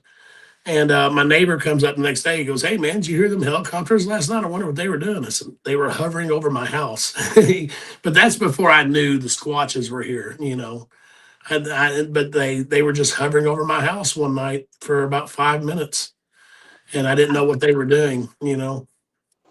Well, I got to say, okay, just to bring up Fort Knox. Okay, I don't know if it was Bruce Brown. Bruce is on the show last week. I saw Bruce in the chat. What's up, Bruce? Bruce was here, and we were talking about Fort Knox. I believe it was Bruce. Okay, but a while back, one of my bestest friends in the whole world, he passed away recently. Mark Maychek, Cryptid. He was on the show, and he was talking about a Dogman report he took out of Kentucky. He's from Kentucky, Land Between the Lakes area, and he said that, I don't know if he gave the exact location away back then, but it was around Fort Knox. Okay, and it was a Dogman report of a dogman wearing spiked armor. Really? Now, Mark took this stuff very seriously. Okay, he wouldn't just make that up, y'all. Okay, he would never make that up. He was very serious. He said it was a dogman right there, and he was in the military as well, retired. But he said that it was a dogman wearing spiked armor, and it was almost like maybe it was guarding Fort Knox or something. It was really weird. Yeah, I've never heard anything in the military like that, but I will tell you that the Squatches, the first clan that was here, had technology. They have satchels, leather satchels with a strap going across their shoulders, silver buckles on it. They'd have these cubes. When I would start taking pictures of them, they'd have this cube, rectangle white cube with a black lens going across the front, and they would hold it in their hand and hold it out like that and point it at me. And they wouldn't do that until after I started taking so many pictures of them. But I've seen other technology that they have, and I always thought that it was given to them by the ETs, the little Yodas. Gosh, we hear about that all. Listen, my team has encountered a cube out in the middle of the meadow. I'm part of this team where we got the meadow project we work on, and there was a cube, and this is going back to the radiation. Like we take this radiation stuff real seriously because There was we measured radiation out when this cube showed. It was a gigantic cube, right? But the two people that were guided over to check it out both passed away. Not immediately after this, but like we think that like they got hit with some pretty heavy radiation. We call it the portal. Okay, so and there's actually several people on my team that have had some pretty serious health problems recently, and we think it could be an accumulation of a lot of this radiation that we're getting when we're out in the field. Right. Okay, so radiation's a big thing. Okay, and this fella on the screen right here, this is Barry Littleton. He's a good friend of mine, and he and I have been talking about portals and cubes and potentially them being portals and time travel devices and all that stuff. Okay, so that's interesting that you said that, and that comes up a lot. Yeah, one of the pictures that I sent you earlier today, there's another portal, and there's a bunch of orbs, about like 50 orbs right there in the trees, and there's a real bright portal that started opening up in like a rectangle shape. When I was sitting out there at my campfire, I seen all the orbs. I was like, what in the world is going on with all these lights? I've seen the orbs before, but never collected in one spot. And then when I started seeing that portal opening up, I took a picture of it. And that's when I got up, because I remember the last time I seen a portal, things were walking through it. And I didn't want to take that chance. I was out there by myself. And so I just took that picture and walked in. But I sent you the picture. You can see all the orbs in the trees. And then the big, bright white portal opening up in the woods. And that, that's by the arch tree. That's over where the other portal opened up. And I have they put these huge X's on the ground around that arch tree. There's like three big giant logs. I mean, they took giant logs and made these huge X's. There's like three of them right there along where that arch tree is. And the portals open up around that arch tree. Not right beside it, but like within the vicinity of it, within about 25 feet of it. Okay, I'm gonna try to share my screen again. Let's see if I've got some extra pictures on here that you sent me. I think some of them are extra. Yeah, that's the UFO. That's the original picture. And this one here is the one I call Mr. Edwards. Mr. Edwards. Yeah, he was looking at the neighbors. The neighbors bought a piece of land beside me, and they put in these two little sheds, and they were converting them over like to a little weekend retreat. And Mr. Edwards was leaning up against a tree watching them. So I took his picture, and he turned to look at me, and then smiled ear to ear. And I took another picture of him. He knew I busted him. Yeah, that's him smiling at me there. There's another picture where he's looking at the neighbors. Oh, I call him Mr. Edwards because he looks like Mr. Edwards on Little House on the Prairie. That is too funny. That is too funny. Let's see. That's the UFOs that you took. Now, Yeah, this right here is a young girl.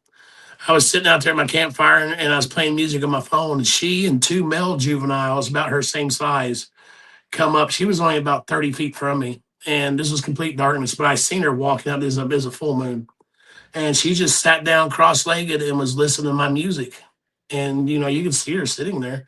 But behind her is one, and to the other side of her is another one. But those two were males, and they were kind of more rambunctious. They didn't sit still. wow. But that's not the first time I've had a young female that size come up and listen to me playing music. One was about 15 feet away. She just stepped from behind the tree, and I didn't even see her get to the tree. She just stepped from around behind it, leaned up against the tree, and was just listening to my music. And it kind of, I wasn't scared of her. I was scared because I knew the two bigger ones were in the wood line right there. I knew they were there ahead of time. Like I knew they were sitting there. But when she stepped out around that tree 15 feet away on the other side of my fire pit, I thought, oh my God, she's too close. She snuck away from them. They're going to get mad that she's this close to me. I said, well, I'm going to call it a night. I hope you enjoyed the music. I'll see y'all next time. And I got up and went in the house. I wasn't scared of her. I was scared of what they would do. But then I figured out now I know they let their little ones venture out. They know they're safe. They'll let them come close to me. We have a question. What kind of music were you listening to out there? What kind of music were you playing? 70s rock. 70s. That's the best. Yeah. I like that. Okay. Thank you, Rose. This artwork. We played country. Me and my son was out there with the Bluetooth speaker and play country. They'll come up and stand behind the wood pile, and listen to it and stuff. Nice. They like music. I don't think they like the heavy metal. They don't think they care for that. This is the portal and the orbs I was telling you about. If you look in the trees, that's a chair sitting there. That red thing that's on the other side of my fire pit. If you zoom in on that, you can see all the orbs in the trees. Yeah, and yeah, those are all orbs. I seen those first, and then that's when the portal opened up. That big white thing in the middle, it started opening up, and I took that picture, and I was like, "Well, I'm going in." I don't know how big it got. I just took the picture and walked. I went across my bridge and went right on upstairs into my deck and went inside the house. I didn't care because, like I said, last time something walked through a portal, and I didn't need nothing walking through. You So I said, don't "Well, know I'm if those. going in." I'm I don't calling know it if a. those orbs, the orbs were there first. I don't know if they were waiting for the portal to open, they were going to go through, or if they were there waiting for something to come through. You know what I mean? Oh, But those are all orbs, all in that tree. This is pitch black darkness in my woods. I mean, that's all woods right there. wow! Look at. I mean, you can see it clearly too. I mean, look at that. That's Yeah, wow. yeah. That's super cool. There's quite a few of them there. There are. Oh my gosh, that's pretty cool. I can appreciate that. Oh, now is this? What is That's a this? that's a dog man. That's what I thought. It looked like a dog man. Look at those Yeah, ears. I was sitting on my deck when I took that picture. He was pretty good ways across, the woods there. Oh my god. You have more pictures of stuff than anybody I've ever had on my show, Brian. Seriously. You've not even seen half of them. Okay. Am I invited to come up and investigate your property one day? I don't know. We'll Please? see. But that's another dog man there. That's the one that has the Sasquatch body. His head's turned to the side. You can see his mouth open. Yeah. Yeah. There's Wow. actually a squatch duck down right in front of him. You can't see him in the picture, but I knew this. I watched the squatch duck down.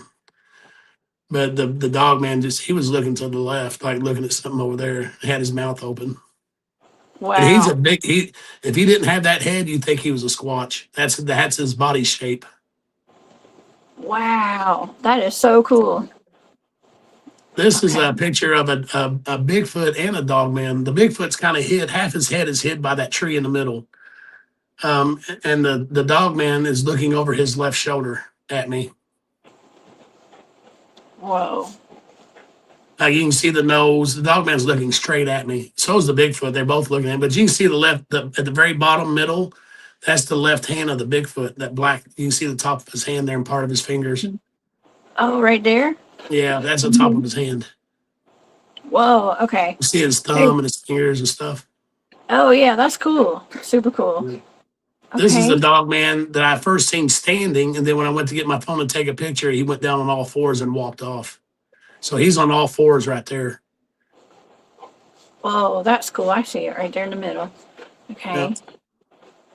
Cool. And this Cool. is that dog man that I told you I seen behind my walking down the hill from me the very first time I seen one. Oh, This my is the God. second time I seen him, but he was in a nest. I was on the trail and I seen him down in the nest. I took his picture. It's kind of dark, but you can see his pointy ears. You can see his big long snout. He's looking down, but Yeah. you can see his muscles on his left arm there. They're huge. And he's very muscular. I mean, very, very short hair on his body, but very muscular. I see that muscular arm. He's been lifting weights, man. Yeah. He's And he been was about swinging the six and a trees or half something. foot tall, if I had to guess. He was about 6.5 foot tall. What is that light? The whatever's lit up. Is that just like the light of the That's from the camera? I filtered it a little bit so you can see him better. And I just turned the exposure up a little bit to brighten him up. Because like I said, he was in a nest and they're pretty dark in there. Like I got a picture of a whole family of Bigfoot, the mom, the dad, 2 kids, and a baby. The baby sitting on the dad's lap. And I got a really good picture, but it's kind of dark, I need to find somebody that knows how to enhance my pictures because I would have some amazing pictures if I can get them not so blurry and kind of enhance the sharpness a little bit. Shoot, I think you got some amazing pictures already. I mean, before you even enhance them, these are pretty great. I know we know somebody. There's somebody out. There's somebody in this chat right now that could help you out with that. Yeah, that would be amazing. This is a young dog man, a young one. We were rebuilding our fire pit and he was just sitting there in the creek watching us. I seen him. He was probably about 30 yards away.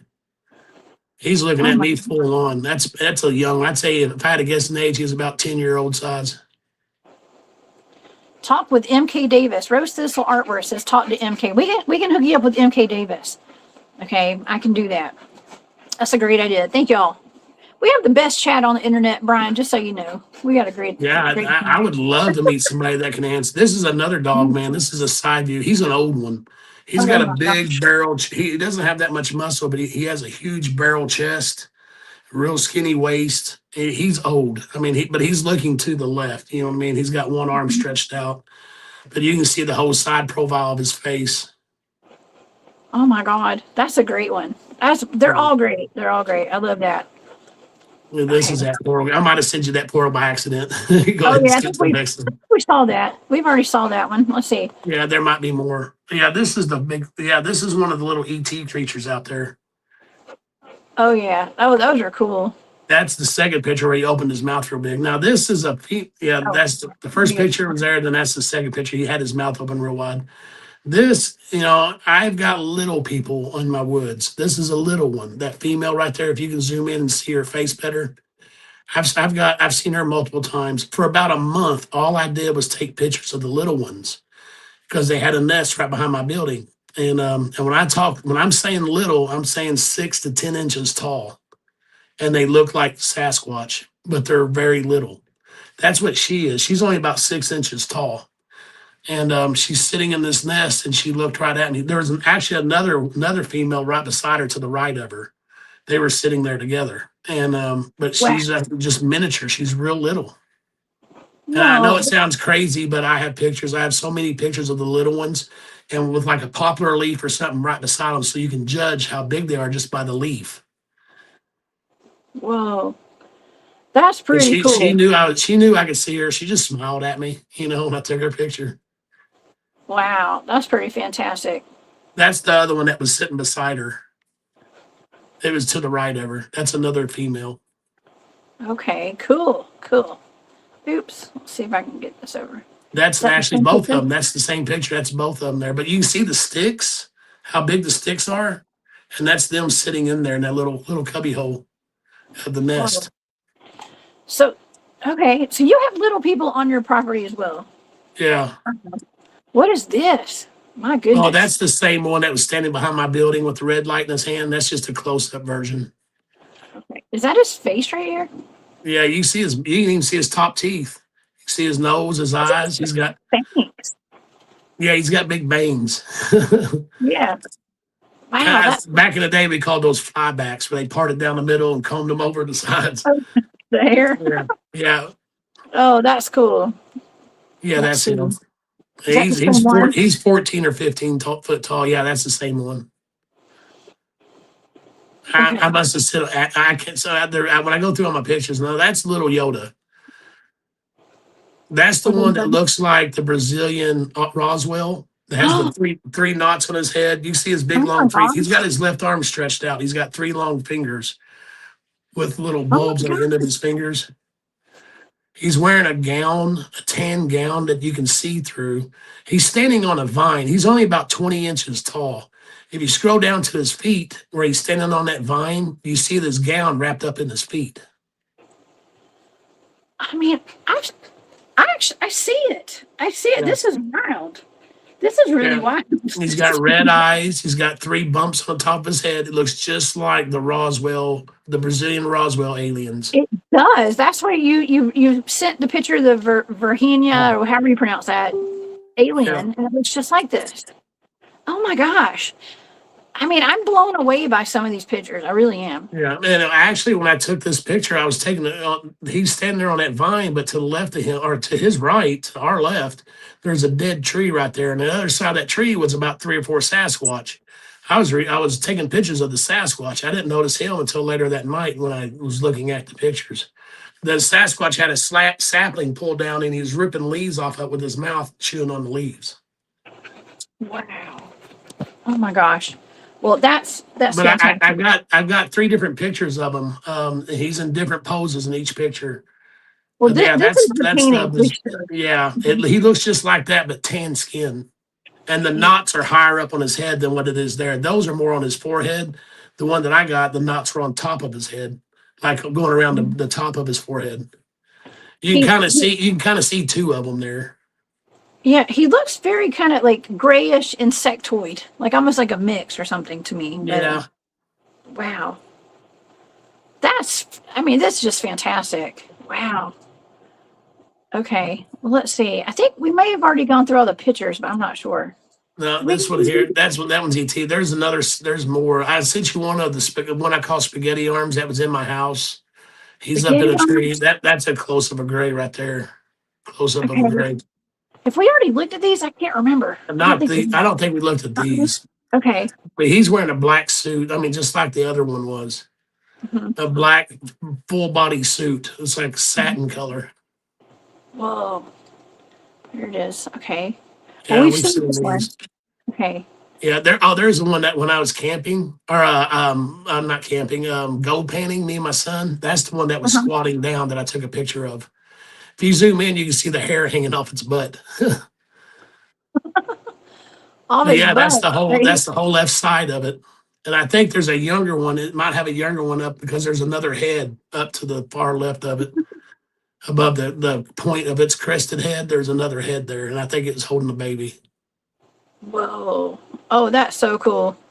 So this is a habituation site, basically. Yeah. Is what it Now, seems like. this one here is a male and his little kid right there. They were waving at my grandkids. No. But you can see his tan fingertips up at the top there. Like I said, they wave like this. That's how they wave. They just use their Yeah, right fingers up and down. But they were waving at my granddaughter and my grandson. God. And this was 11:30 in the afternoon, in broad daylight. But they were so far away, my picture was I was using my iPhone, so I didn't get a very good picture of it. I mean, that's pretty cool to me. That's pretty cool. I'm really blown away, Brian. These are really cool pictures. So That's a female with her kids around her. I walked down the trail, walked right past her, didn't even see her. Then I heard the kid snap a limb. I turned around and looked, and I seen him and took a picture. But she's got her back up against the tree. I come from behind her and walked right past her. She was right on the edge of the trail, too. I didn't even see her. wow. That's super cool. Great pictures. This is a mother and a baby, a little toddler. The little toddler's right there at the bottom. You can see his face. You can see the mom at the center top. You can see her ear, part of her, the limb's going right in the middle of her face. Right But there. she's all black. Yeah, she's all black. You can see her big ear and everything. But if you look down, there's a toddler right there, looking up towards her, but more looking towards the right. But you can see his face. He's got a huge head for such a little body. Wow. That's wild. Fantastic. Fantastic. And this is some kind of insect thing that was about 12 inches tall flying through the woods. I was in the field, and when I seen it, I was bush hogging, and I seen this big bug-looking thing flying through my woods, and it was about 12 inches tall. It looked like a giant caterpillar with wings. Wow. A caterpillar. It looks like a blanket or something. I don't know what it was, but there's so many crazy creatures out there. I don't know what that thing was. It wasn't nothing I've ever seen before. It looked like a giant moth almost, but flying like a hornet. It's really weird. But that thing that was actually like 50 yards away from me in the wood line. But I heard it buzzing when it was flying and everything. It literally had wings on it. Oh, that's cool. Okay, this is one of the cloaking ones. If you look, you see, if you look to the left, you'll see the face of the man. But if you look to the right of his face, the woman's face is cloaking, but you can see her breast in front of his head or down below a little bit. The boobies right there. Yeah, you can see those, but right above her head, she started cloaking. Her face was turning invisible. But his face, her mate, is right beside her. His face is looking, this way. Mm-hmm. But yeah, Wow. she started cloaking. Wow. Cool. Now this is one of the ones that had technology. He's got like a strap going across his chest. If you want to zoom in, you can see the buckles, the satchel that's on his left side.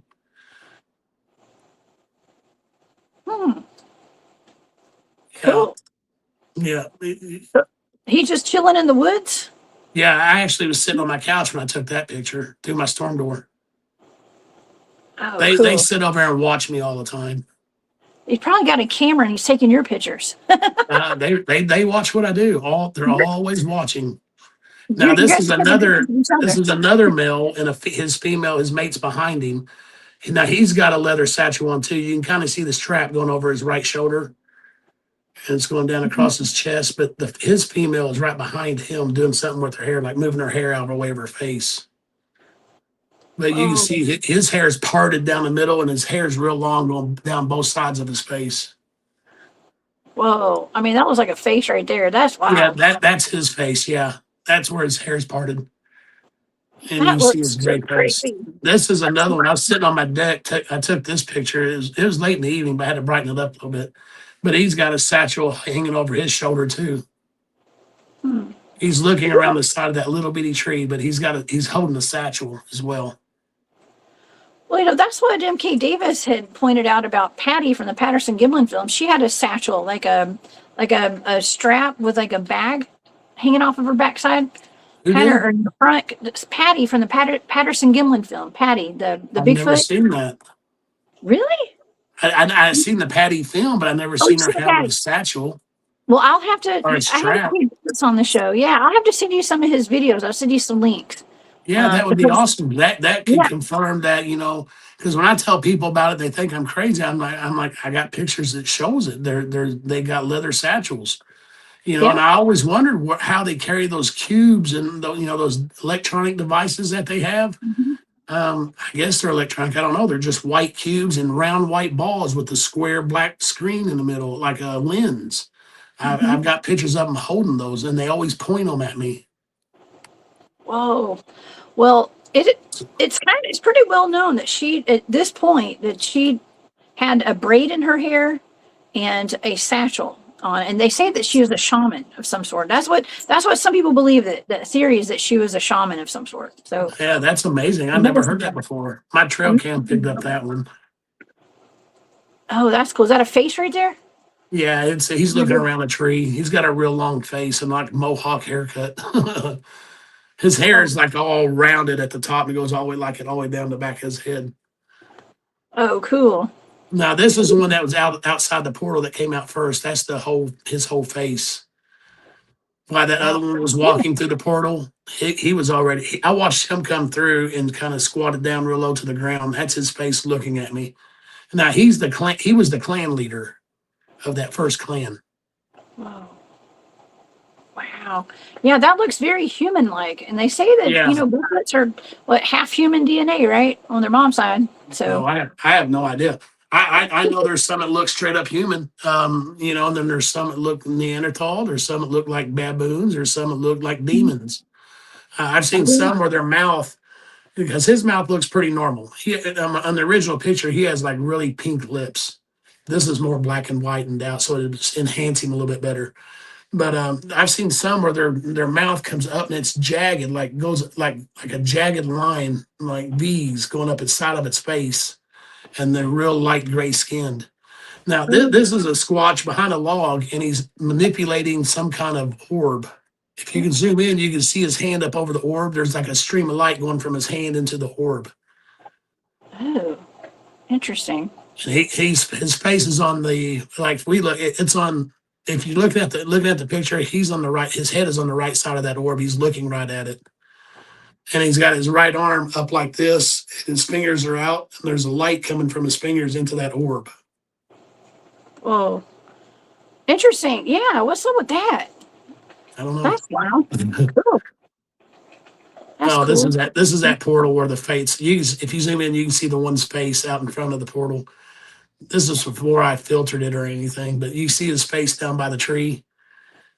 A face? I'm Yeah, looking.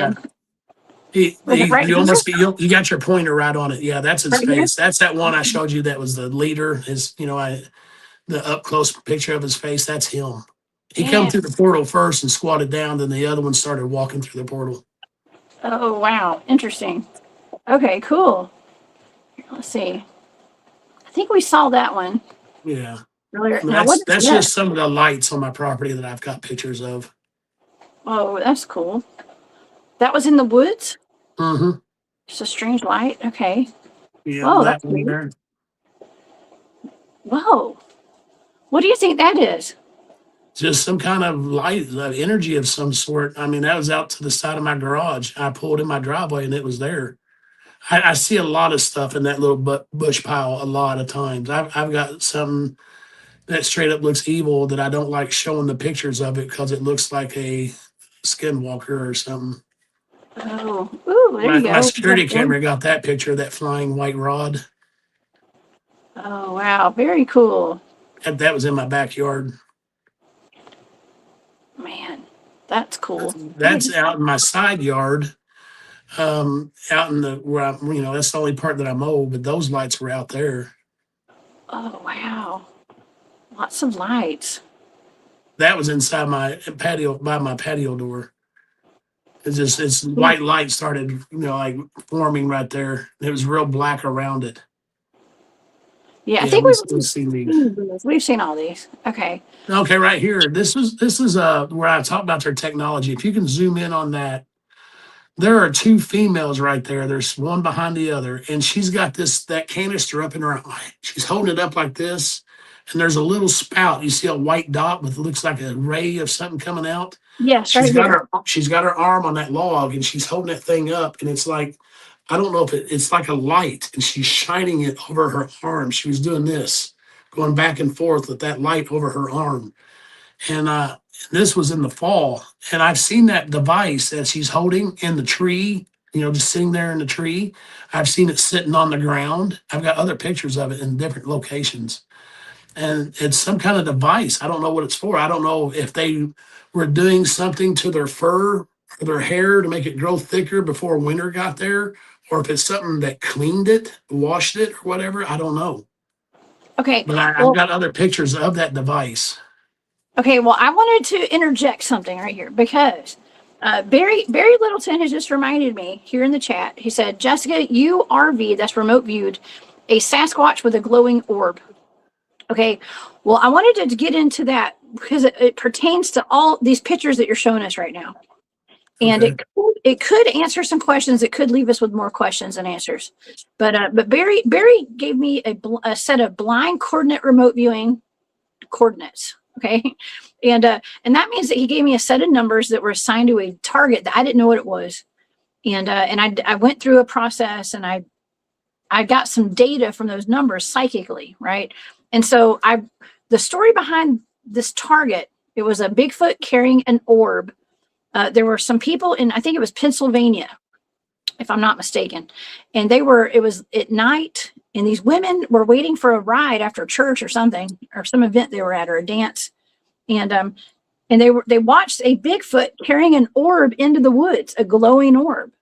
Yeah. And they said it was almost like, I don't know if they held it up or what, but they said that a UFO came flying over the tree line, and it let down a beam of light, and the Bigfoot ran over to it holding the orb, and it disappeared into the beam of light like it got beamed up into the spaceship. That doesn't surprise me. Isn't that wild? It kind of goes with what this is. Now, I think it really happened. I think that was some sort of a locator device. The orb was some sort of a locator device, maybe like a beacon of some sort. And I think that could be what this is. Like some of these orbs that these Bigfoots are holding.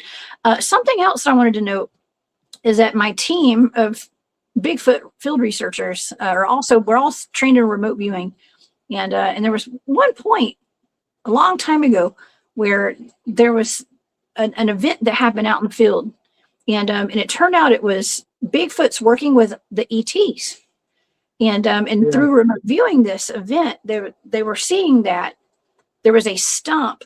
There's like a tree stump that had a square device, like a cube, and it had some kind of technology to it.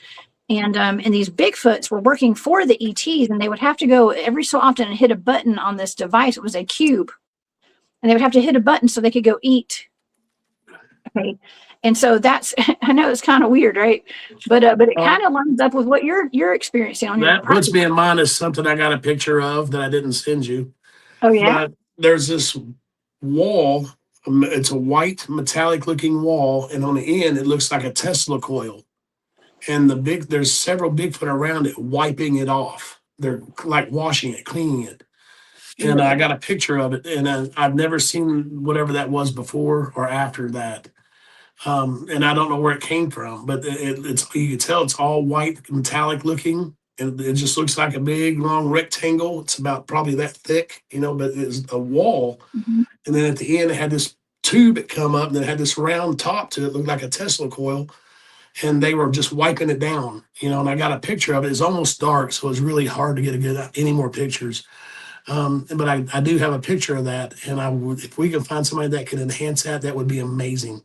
And I have another picture of the little gray with that device that woman there is holding in her hand in the tree. Uh-huh. The one I call spaghetti arms, the gray alien looking thing, is sitting underneath it. But on the ground is this big, looks like a big giant sheet of tin, but it's got leaves covered over it. And you see vents come in that piece of tin, like these straight vents. And then they're underneath it. The watches are underneath it because one of them's like looking at the very end of it, coming up out of the ground. You can see his head looking out at me.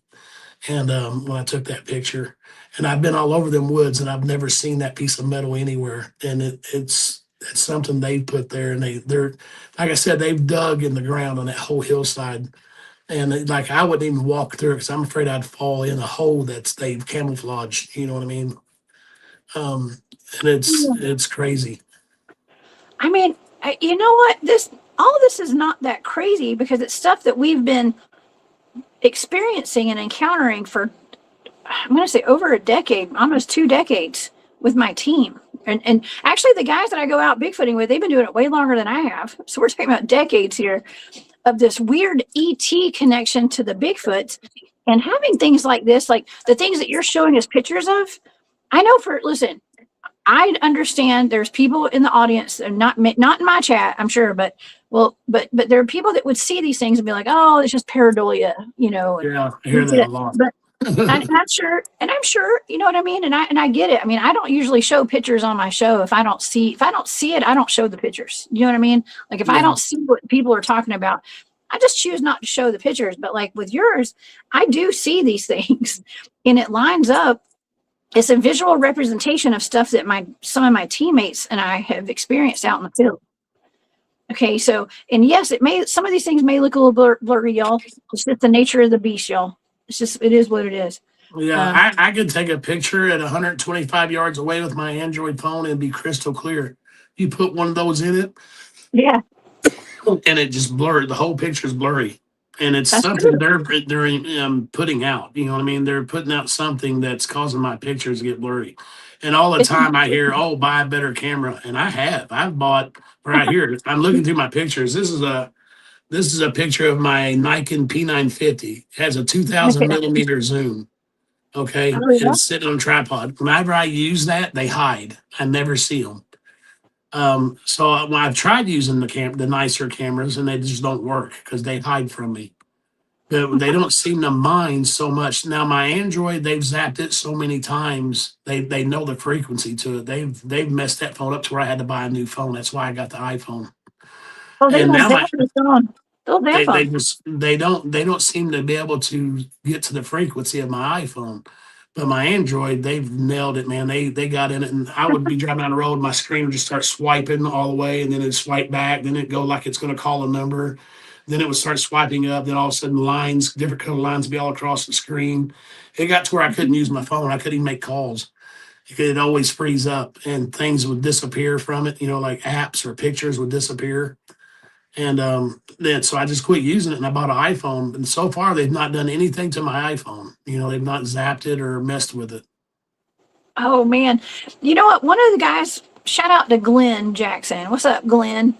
Okay, Glenn's one of my old school teammates, and we were out in the woods, and his phone got zapped. Okay, a lot of times our phones and our equipment it'll get zapped. Okay, so Yeah. there's no point in even taking expensive stuff out there unless you can afford to replace it. Okay, but Glenn's phone got zapped, and it reset to I think it was like 1954 Oh wow. or something. It was weird. They didn't have we were told we didn't have cell phones back then. I don't know. Maybe Glenn's a time traveler. Okay, so maybe. Well, I had when I was using my Android, I had my one Facebook group called "There's Something in the Woods." That's where I'd post all my Bigfoot stuff. And it got there for a week. I couldn't get into it. It's like I couldn't even find the group on Facebook, and I couldn't find other groups that I followed, like Expedition Bigfoot or anything I had to do with Bigfoot. I couldn't find the group to get into to see what was going on. I couldn't find it on my phone. And Peyton come in there and he could find it on his phone. He goes, "Yeah, I can see your," because I thought Facebook deleted my group. And Peyton said, "No, it's right here. I can see." And I'm like, "Well, why can't I find it on my phone?" We were looking through. Peyton tried to get it and couldn't find it. And then I was talking to a guy from the BFRO. He said the Bigfoot are blocking it from your phone. He said just ask them to stop messing with your electronics. So I sat right there in my bed and I said, "Hey, if you're messing with my phone, I'd really like to get back in my groups. Can you not mess with my phone anymore?" 5 minutes later, I could get in every group. And for days, I couldn't get in them. I couldn't find them. And after I said that, 5 minutes later, I was able to get into them. Oh my gosh. Here's another angle too. I know you had time in the service. Thank you for your service, by the way, in the military. And do you ever feel like you could kind of have some eyes on you for all of the activity you have going on in your house? You mentioned a black helicopter. Yeah. Do you ever think you might be watched or kind of monitored because of all this? I believe I have been. I've had SUVs, like 5 of them, all the same color. They were champagne colored Tahoes. They drove past my house going, and I can tell they've never been on my road before because they went to the part of the road where you have to drive through a creek to get across. You had to go up downstream for a little bit to get across to get to the other road. And I don't think they knew that. But they drove by and never came back. And I've had people out there in a Jeep hidden from my view, but a buddy of mine brought my tractor back to me on his trailer and he parked out by the road. And he said, "Hey, there's some guy out here by your creek with in a black Jeep. He was leaning across the hood of his Jeep with binoculars looking down the creek." I'm like, "Really?" So that's crazy. Yeah, that's weird. And I get cars that drive by real slow and they stop out front taking pictures and stuff. I'm like, who is these people? Why are they taking pictures of my house? I've made many Facebook posts about it. Why are these people stopping? I always thought it's because my house is kind of weird looking where it's up on pillars built on the side of a hill. Maybe they thought it was cool, but I think it could be something else. I think I don't know. I honestly don't know, but I do feel like I don't want to say the G word, but I do believe they know and they've been out here messing around. Now, whether they're working with them or they're just checking it out because I've been posting stuff, I don't know. Yeah. Well, I mean, don't ever live in fear. You know what I mean? Don't live in fear. I'm not scared. And I know you don't. I know you. Obviously, you don't. You're good. Okay. But I wouldn't worry about it too much. I mean, a lot of us are on the radar. Okay, Brian. So Yeah. I'm sure, and when it comes to all this, but there's a lot of disclosure going on right now when it comes to the UFOs and all that. And I'm hoping one day, they'll give us a little bit more of this Bigfoot and Dogman disclosure. I don't know about Dogman. Bigfoot would come first, I think. Yeah, I believe so too. But like I've always said, the Bigfoot and the ETs are working together out here for sure. I've seen it. Well, I'm glad that you're here to confirm what our teams have come up with and what we've experienced over all these years. There's some sort of ET element. The head of my research team always says all roads lead back to ET. Yeah. And when it comes to Bigfoot and all the cryptids, I think, and I think that maybe even some of these Bigfoots could be in Dogman, all that they could be alien hybrids of some sort. I don't know. I always thought that the Squatches right here digging minerals, and the ETs were taking them. That was my theory in the beginning, and then I started thinking, well, maybe my place is a birthing area. They have babies out here. Yeah. Oh my gosh. Well, okay. So you said that you were panning for gold on your property, Mhm. right? No, not here. It's up north, almost central Indiana. Oh yeah. Okay. Well, I was just thinking maybe they're getting the gold. You know what I mean? Maybe that's part of what they're trying to the courts. I mean, I don't know. Well, I know when I bought this property, when I was at the lease signing, there was a thing that the previous owner had made a deal with some company out of Canada for mineral rights, that they sold mineral rights to this company from Canada. And that company had so many years to come out and dig up the minerals, and they never did. So the contract that they had with them ended. They said they still had to disclose that to me, even though the contract was void.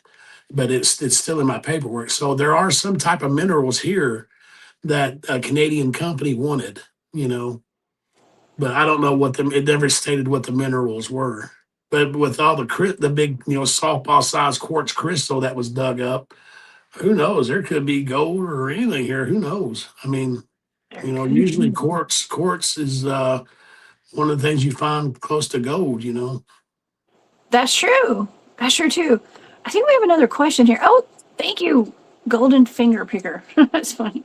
Thank you for the super. Thank you for your support for the super sticker. Question: is it typical to smell literal rotting flesh smell of animals after a visit? And it always happens after activity in Scott County, Indiana. Oh my gosh, Yeah, you I've only smelt it. Me and my son have only smelt them one time, and it smelled like something dead, rotting. Yeah, but that would only happen once. But we only smelled it for about 10 minutes. It was under the cabin. under the cabin. Yeah. Man, okay, so you don't smell that often then. Mm-mm. So that's That's the only time I've smelt anything like that. Usually I don't smell them. Or 99.9% of the time I don't smell them. And I've been right beside them. hmm. I think they can let that smell out whenever they're threatened or want you to go away, but they don't seem to mind me walking around. So they don't produce that smell. That one time that they did it that day, that's the day that they scared my dog so bad we had to get him away because they were under the cabin. Peyton went to slide the door shut, and it did this real loud screeching scream from under the cabin, and it made Easton, my little Yorkie, poop himself right there under the coffee table. And he was so scared. So I called a friend of mine to see if she would take him. And I only had him a week. I just gave $1,000 for him. He's a pup. And so she said, yeah, she'd love to have him. So Peyton left, took all his stuff, and loaded up Easton. And he said he started acting normal when he got about 20 miles away. And but that's when Peyton come back, after he dropped Easton off. It was an hour, he was gone a couple of hours. He came back and said, Dad, there's something out there bad stinking. I was like, yeah, I know. I've been smelling it too, because I had the windows open, and the screens, just had fresh air coming through the cabin. I said, yeah, I've been smelling it too, and then about 10 minutes later, it went away. Oh my gosh. So I think whatever was under the cabin left a bad smell. Oh my gosh. Thank you for the question and thank you for the super sticker, Golden. I appreciate that so much. That is really sad that like your dog got so scared. It's putting off that frequency and that, that intention maybe that the dog was picking up on that. That breaks my heart. I hate that. Yeah. Yeah. Man, well, at least you're not, do you feel like they're watching you at night? Like, here's my question. Do you have curtains and blinds on your windows? I have blinds. A lot of times I leave them open, especially one wall in my living room has two big patio doors, the sliding glass doors. I got one on one Yeah. side, one on the other, and on one wall. And in the middle used to be a fireplace, but I took it out. But I would leave those blinds open. Sometimes I'd leave the TV going for them. I have a 70-inch TV, and I would leave a movie on or cartoons for little ones to watch because they sit out there and watch TV. The They'll little sit by the Bigfoot? wood pile and watch the TV. And sometimes I'll leave them snacks out there at the wood pile. But yeah, they enjoy watching TV. They come up to the windows. They'll look through my blinds and the windows and watch TV. They like watching TV. Oh my gosh, I love that. That's really Yeah. nice of you to like accommodate them too. Like it's Yeah. very nice. That's my thing is like, when I was a kid, I grew up with in a house and we had like these lace curtains I talk about all the time, and I just Yeah. always knew that something was looking in the house, and I had a horrible feeling like quite often, like I just knew something was watching me through those curtains, and Yeah. so now today I always have curtains and blinds. You know what I mean? Yeah. You always go with your gut feeling. Yeah, Yeah.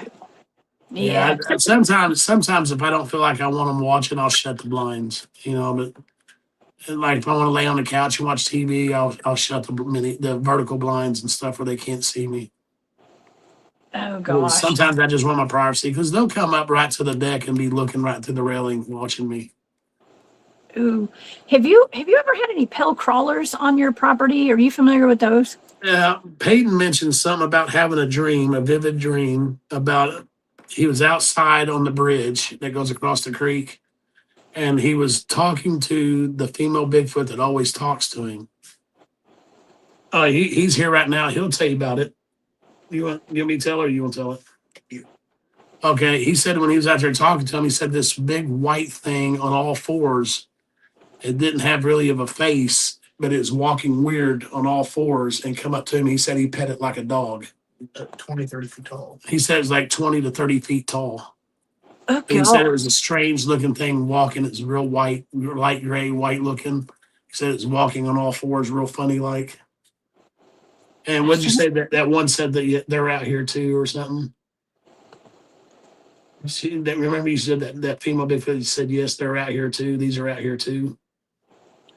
No, all she said was said it's coming or he's coming, and that thing appeared out the trees. Oh, he said that the female Squatch told him and said it's coming, and then that's when the thing appeared out of the trees, come walking towards him. Oh my gosh. So they're warning you. I feel like they're protecting you, both of y'all, your whole house. I hope so, because if Yeah. somebody else said the same thing, that that they're protecting us out here from the bad stuff. But there are bad things that come through. Now, I have heard things fighting further off my property, further down the creek, on the 100 acres back behind me.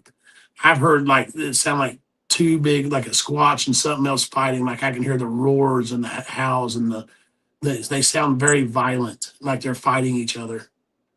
I always just thought it was squatches fighting. This was before I knew the dogmen were here. I thought it was just a couple of squatches fighting each other.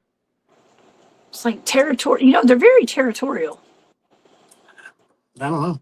I honestly don't know. I've noticed. I think if you're friendly, come in, they're going to let you stay, because one winter on 2024, that winter, there was over 100 of them individuals out here.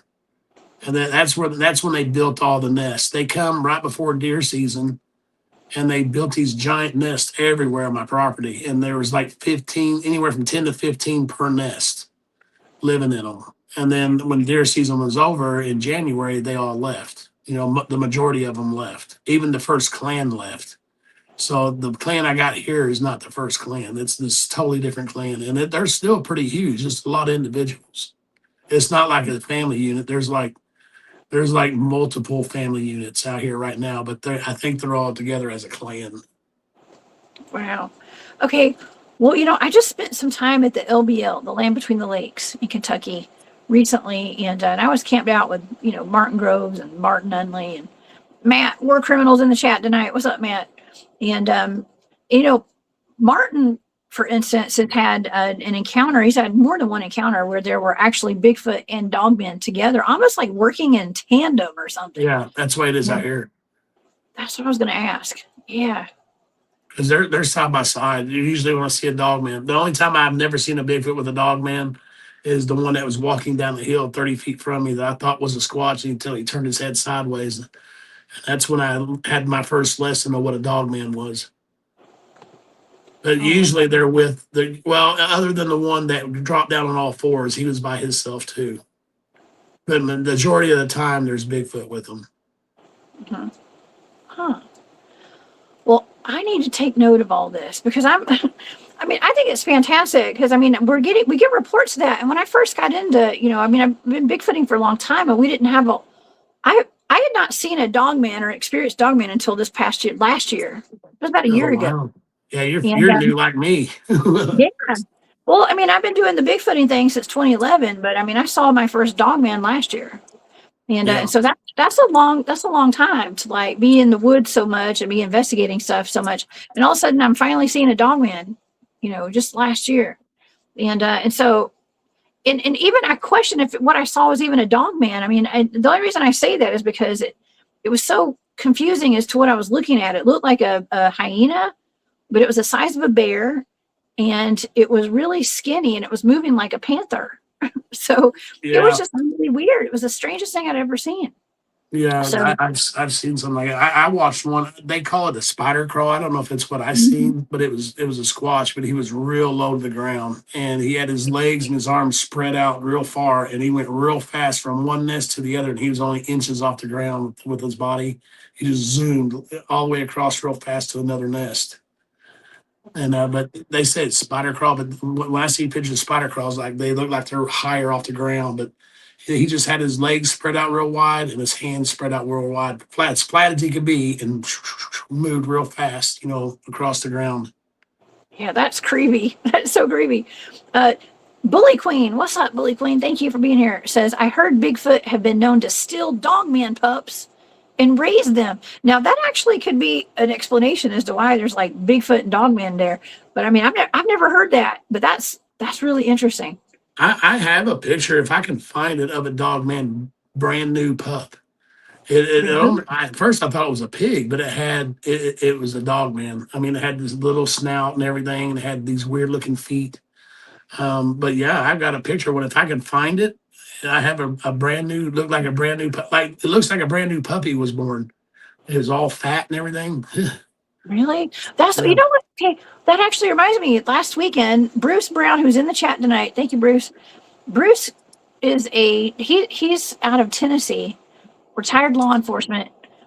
He actually saw he encountered a Dogman pup. Like he said, it was just a big old fur ball, and he said it was scaling down a vine on the side of a tree, and it was like face first going down with its tail in the air and its head down. And so it had a tail. It had a tail. He said that he actually held it. He picked it up. I don't know. I think he said he had his gloves on. I can't remember, but he said that he picked it up and he was holding it. He said it was about 15 pounds and it had a tail, but its tail was bleeding like it had been bitten off or like cut or something. He said it was just a stubby little tail and it was bleeding. But he said that he got a good look at it. Like he examined it. He held it for a while and like pulled its gums back and looked at its teeth, and he can see where there were pockets on the bottom. I think he said on the bottom gums where like the fangs, like the canines, like went into place into the bottom of its mouth. Wow. And so, I mean, it was just fascinating. Did he describe the hands and everything? Did it have paws or hands? Because the ones I see have hands, fingers. I'm sure they had hands. I don't remember. I was so stuck on the tail and the teeth. Yeah. Maybe they chew their tail off after they get so old, because ones, like I said, the ones I see don't have tails. What if it's like a coming of age thing? You got to go chew your tail off, kids. Who knows? Maybe it gets in the way or something. I don't know. Or maybe it just naturally falls off. Or maybe some have tails and some don't. I don't know. Yeah, I mean, there's got to be all sorts of different types. I mean, and thank you, Auntie Erin. Erin's in here. She says Jeff Townsend saw Dogman, and the reptilian things, and Bigfoot all together. He did. Jeff came on my show a long time ago. We talked about that. Thank you for reminding me, Erin.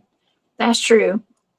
I mean, I'll show the chart, especially to the audience. If you guys aren't, my audience is probably mostly familiar with all the types of dogmen. But these are the categories. I mean, there's several different categories of dogmen. And they're all a little bit different. And the one that I saw looked nothing like any of those. Okay, so it kind of looked like the hyena, but it was all black, like a black panther. And it looked like a hyena, but it was like all black with white, super pearly white teeth. Yeah, that one that showed me his teeth were real white. Like he just raised his top gum and showed me his teeth. That's what the thing did to me too. I said it gnashed its teeth, but it wasn't like violently doing, like trying to scare me. It was just like showing, almost like it was smiling or something. It was kind of that's what that one did. Yeah, he just raised his gum up, and I seen his real white teeth. I'm like, oh, that's not a Bigfoot. I know the way that I described it. Trying to describe it, I was like, well, it gnashed its teeth at me, but it wasn't like gnashing, like it was trying to scare me. It was like raising its lips up. Yeah, that's what that one did too. You know, the Squatches do that a lot too. They show their teeth. And they're all blocky. I've never seen one Bigfoot that had canines, long canines. You know, they all blocky, white, chiclet-looking teeth. You know, I've seen some that were so broken and jagged. I knew they had mouth problems because their teeth were so broken. You know, something that I was going to ask you is, okay, trying to figure out how to say this the right way. You know, there are people who I know personally who have had Bigfoot encounters that said they looked like they had Down syndrome. Okay? Yeah, I've noticed that. And I remember you hearing you say that there's a small juvenile on your property that looks like it might be similar to that or something. Do you mind talking about autistic? Yeah, it's the one. It's the one picture that you showed me.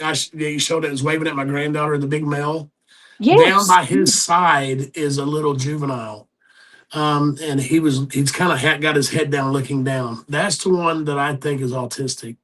He Okay. has autistic traits, should I say. And I've got other pictures with him, with his mom holding him, and I don't know if it's a male or female, to be honest with you. But I've got pictures of the mom holding him. I've got pictures of the dad holding him. And when he's standing on his own, he's never moving. He's just standing there. Like the other boys and girls they move around and are rambunctious. I watch them play, but he doesn't. He just stands there.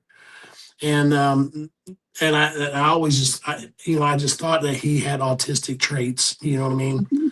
And I leave little things out there for like autistic kids, but I think the other ones take them. The other juveniles take them. But like the ball, it's got like little knobs on it and stuff. The feely things. But the other ones take them. I don't think they let that one out of their sight, the parents' sight, for very far, because he just looks like he needs full time attention. Oh my gosh. I just find that really interesting that this is something that is kind of common. It's not super duper common, but I've heard it from more than 3 or 4 people that the Bigfoot, and there's actually a video of it too. There's a video of it almost doesn't seem real, okay, but after hearing all the testimony from so many eyewitnesses, there's a video of these like campers or people who were hiking out in the woods and like they ran into a Bigfoot, and they had it on video and it looked shocked and its face looked like that. It looked like it almost like a human that had like Down syndrome. Mhm. And I remember I've heard seeing that it and I was too. like, that's an odd video. And that was the first time I'd ever seen that. And then I started hearing reports of people, I think Bigfoot Michigan Rob said that the one that he saw when he was on the boat with his girlfriend, it looked like that. Yeah. Okay, so Uh, it makes you wonder. the one picture that you showed of mine, the one that had the big buck teeth, Yeah. that one had some mental issues as well. It always had somebody with it, always had another one with it. It was never alone. And it just acted different. You know what I mean? It acted like it was really big. Don't get me wrong. He's probably 6.5, 7 foot tall, but he had a really flat face and big, huge buck teeth. But he didn't act his age. He acted like he's probably about 4 or 5, maybe 3 or 4. He just acted not mature at all compared to the other ones his size. And it was a male, and he had light brown hair, almost reddish, almost red. But yeah, he had some issues with him too. Oh, well, thank you for sharing that. And Sovereign Cosmic Wildman says that it's that look comes from excessive hybridization. That's a theory, he says. So that's interesting. I mean, I always say that like Bigfoots are very much like humans. It's Yeah, like they're just like big, gigantic humans in a way. And there's different types of humans, and different genetic. You know, I don't want to say like disabilities and things like that, but there could be. You know what I mean? yeah. So. Well, I got a picture of a female that has a huge tumor hanging off the side of her face. I mean, it's a baseball size looking tumor. And I don't know if I sent you that picture or not. I think I did. But anyway, she's got this big tumor just sagging down. It's like that connects up by her cheek, up by her eye, and it's just sagging down, and it's a big ball, big sack of tumor hanging by her chin or by the side of her mouth there. Kind of going through the pictures, but I don't know. Yeah. It's interesting. They're, no matter if they're like humans or like animals, whatever. We all have blemishes. We all have, Right. some kind of skin tag, or there could be tumors. There could be all sorts of viruses, diseases, whatever. And it's just interesting that you're able to pick all that up out there and experience it and see it. And kind of Well, confirm. the old man, I just made this post on my group the other day because I just took the picture a few days ago. The old man that I've been seeing out here for a long time, he needed help walking. He always had a juvenile arm wrapped around the old man's waist. The old man's got his left arm over the juvenile's shoulder because he leans real forward like his back's hurt. But I got a good picture of him walking across my backyard with the juvenile helping him. And I've got a lot of pictures of the old man, and his skin is tan. He's black, grayish black hair, but his skin is tan. And then the other day, I seen the old man laying outside of a nest, but his face was completely white. His eyes were closed, and there was a dozen Squatches and little Yodas out there looking at him, like standing around. They were all around him, looking at him. And I think he was either dying or he was dead. Oh Yeah. my gosh. That would explain why his face was completely white, and he just didn't look like himself. I knew it was him because of the features. I knew it was the old man. Oh my gosh. I've had one person on my show before, Carter Bouchard came on, and who talked about the Bigfoot burials, and his theory behind it, and, from a habituation site that he was researching and stuff. And I mean, that's pretty fascinating. What do you think that they were? What do you think that they do with their bodies? What happens to their bodies when they die? Do you have any theory? I have these stones out back. I don't know if I mentioned that to you or not. These big stones that are out back in the very back of my property in my woods. I found them when I first walked my property, and I've always thought there was something meaning behind these big giant. I mean, they're tall. They're like, some of these stones are 4 foot long, and they're rectangle, and some are round, and it's just like a 12-foot oval shape. They're lined up around, they make a big oval on the ground, and there's a tree growing up out of the middle of it.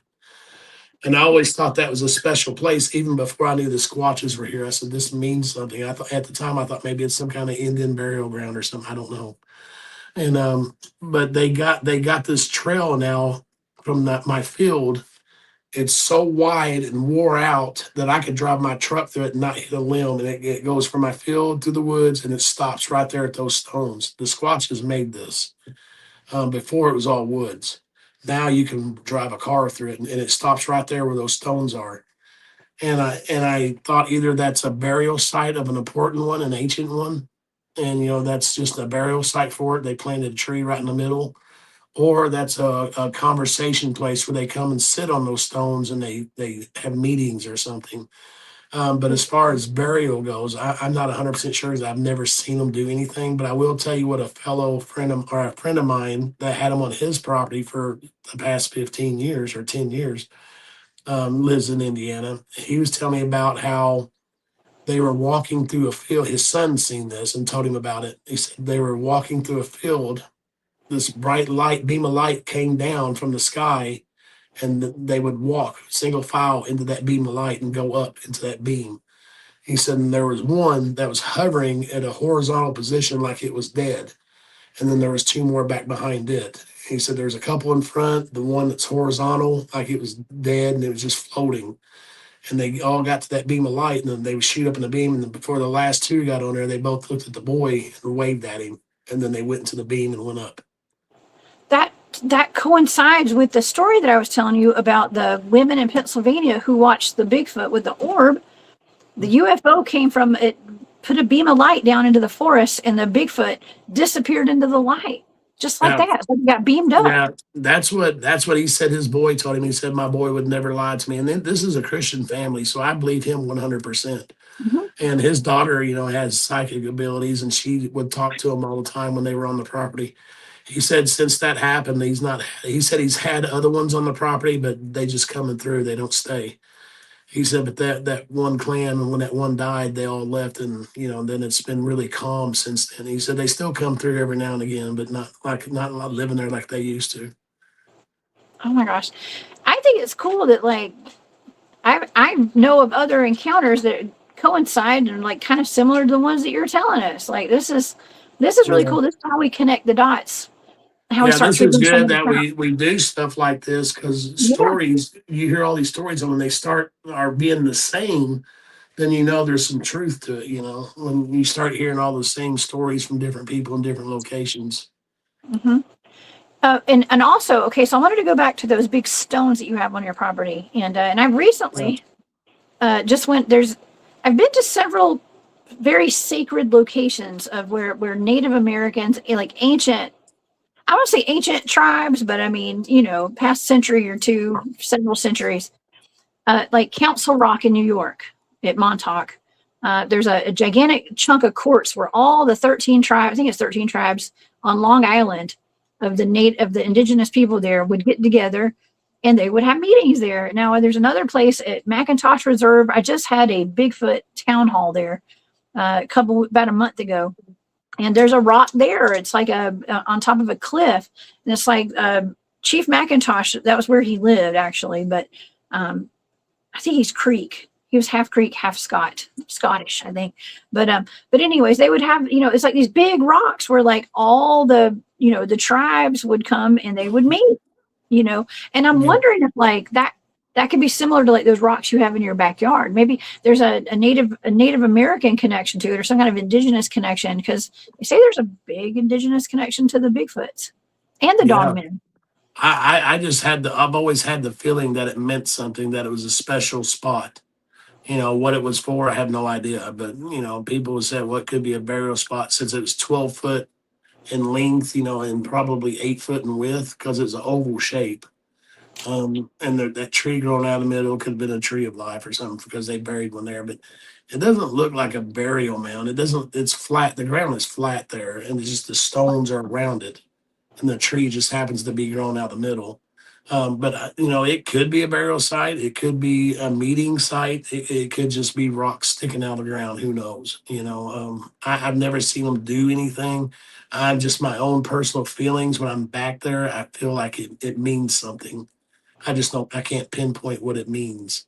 Now, they built nests around it, and they got big X's on the ground around that thing, so they are doing stuff around there by it, and they got that big trail cut out, goes right to it. Oh man, that is so cool. Do you actually like have teams come out there sometimes, or just your friends, and do people come out there?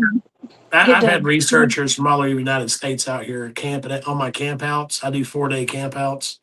So I've had people from all over the United States. I've had a member from the BFRO. I've had the IBRO, the president and his people out here. I've had NFL players out here that had the experiences. A lot of friends, there's the last camp out that I had was in November last year. That's when I got corralled at, because I had the most people out here at one time, and one guy got off trail, and so he's no longer allowed out here, because I had one rule: you don't get off trail, you don't cross the borders that they made, and get off trail. And he did. He actually started climbing around a structure, climbing up it and stuff. I'm like, no more. You're done, buddy. It's all about respect. Yeah. Because if it's some national forest or something that we're at, I can't really say much. But heck, I live here with them. If they're going to retaliate, they're going to be gone in 4 days, and I'll be the only one here taking that retaliation. But we did get growled at, so that was that let me know that not to have so many of them out here, because they got babies out here, and they're very protective of their babies. So I have to limit on who comes out on my campouts. I can't just let a bunch of people come anymore, because that. Right. And from here on out, we're not going to walk the trail anymore. We're just, if you want, you'll have your own experience just by the campfire. They'll come to us. You know what I mean? You don't have to go looking for them. I don't do the howls. I don't do wood knocks. I don't do whoops. We just sit there at the campfire. We play music and talk, and I leave them snacks and food. They'll come up and grab them. Leroy, the president of the IBRO, was sleeping in his tent.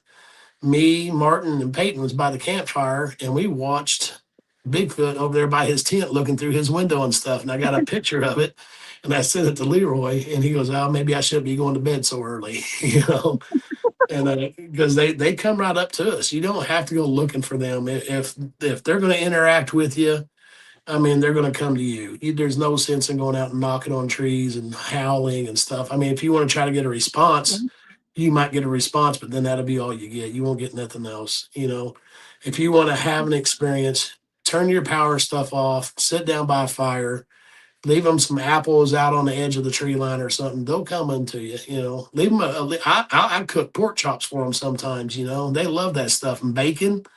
Oh my God, they'll take the whole cast iron skillet out of the fire pit, carry it down a ways, and then eat the bacon, and then they lick that whole pan clean, that whole skillet. Oh, listen, I've heard so many stories about them licking like grease pits and stuff. Yeah.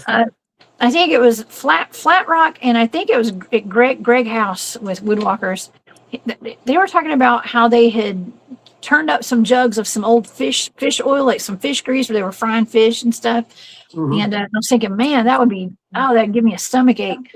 But they were doing that, and then I think it was at Flat Rock's house in Alabama. He has audio of them licking the grease trap out of his. I think he was cooking bacon or something. Oh Whatever yeah, was in his grill, they were licking it out of there. You can hear him in this audio licking the grease traps yeah, on his yeah. pork. Yeah, they'll eat they'll eat anything. I mean, they'll take anything. Because bacon grease has a good taste anyway. That's I something they love don't it. get every day. Now, when we were at Yellowwood camping out, doing a camp out up there, I had experiences there. The 2 times I was there, I've seen them. So it's like everywhere I go. And we went to Clark County Forestry at a camp out that Greg Yost was having. And I pulled in one night. Me and my grandson went to go buy a TV for him for the camper because he decided to stay with us one night while we were out there. So we went and bought a TV and we pulled back in the campsite and I seen one walking through the woods. Just, I thought it was a person at first in a brown hoodie, just walking through the woods, no light or nothing. I shut the lights off real quick. So, well, that was weird. He ain't got no light on. And then my son comes around the truck. You'll never guess what just happened. We had activity. We had something thrown at us. And I said, I bet you that was the individual that did that walking away. I sat and watched him walk by. That's Yeah. so cool. You're getting your grandkids in there early. Get them exposed to it. And Oh, get 'em yeah. used to it. Yeah, my 2 young grandkids fully believe in them. My 13-year-old that come out here all the time, never got to see one. And about 3 or 4 weekends ago, he was here and stayed for the whole weekend. And I had a friend of mine that was a researcher out here at the same time camping out. And me and my grandson were out back. I was doing something. I think I was putting stuff in a dumpster. And he goes, "Hey, Pop, is that one of those people over there?" I was like, "What do you mean?" He was over there. And I said, I don't know where you're pointing. I said, "Go ahead and take a picture of it and zoom in. Let me see it." And he took a picture, and sure enough, it was a squatch. He finally got to see one, and he got a picture of it. So Oh, he's pretty excited. He's got that on his phone. He's real happy that he got a picture of a squatch. oh man. He's like, he believed me, but until he's seen one, now he's really excited about it. Oh yeah. My son got to see his first Bigfoot. I want to say about 2 years ago, I think. In on one of our little expeditions that we went on.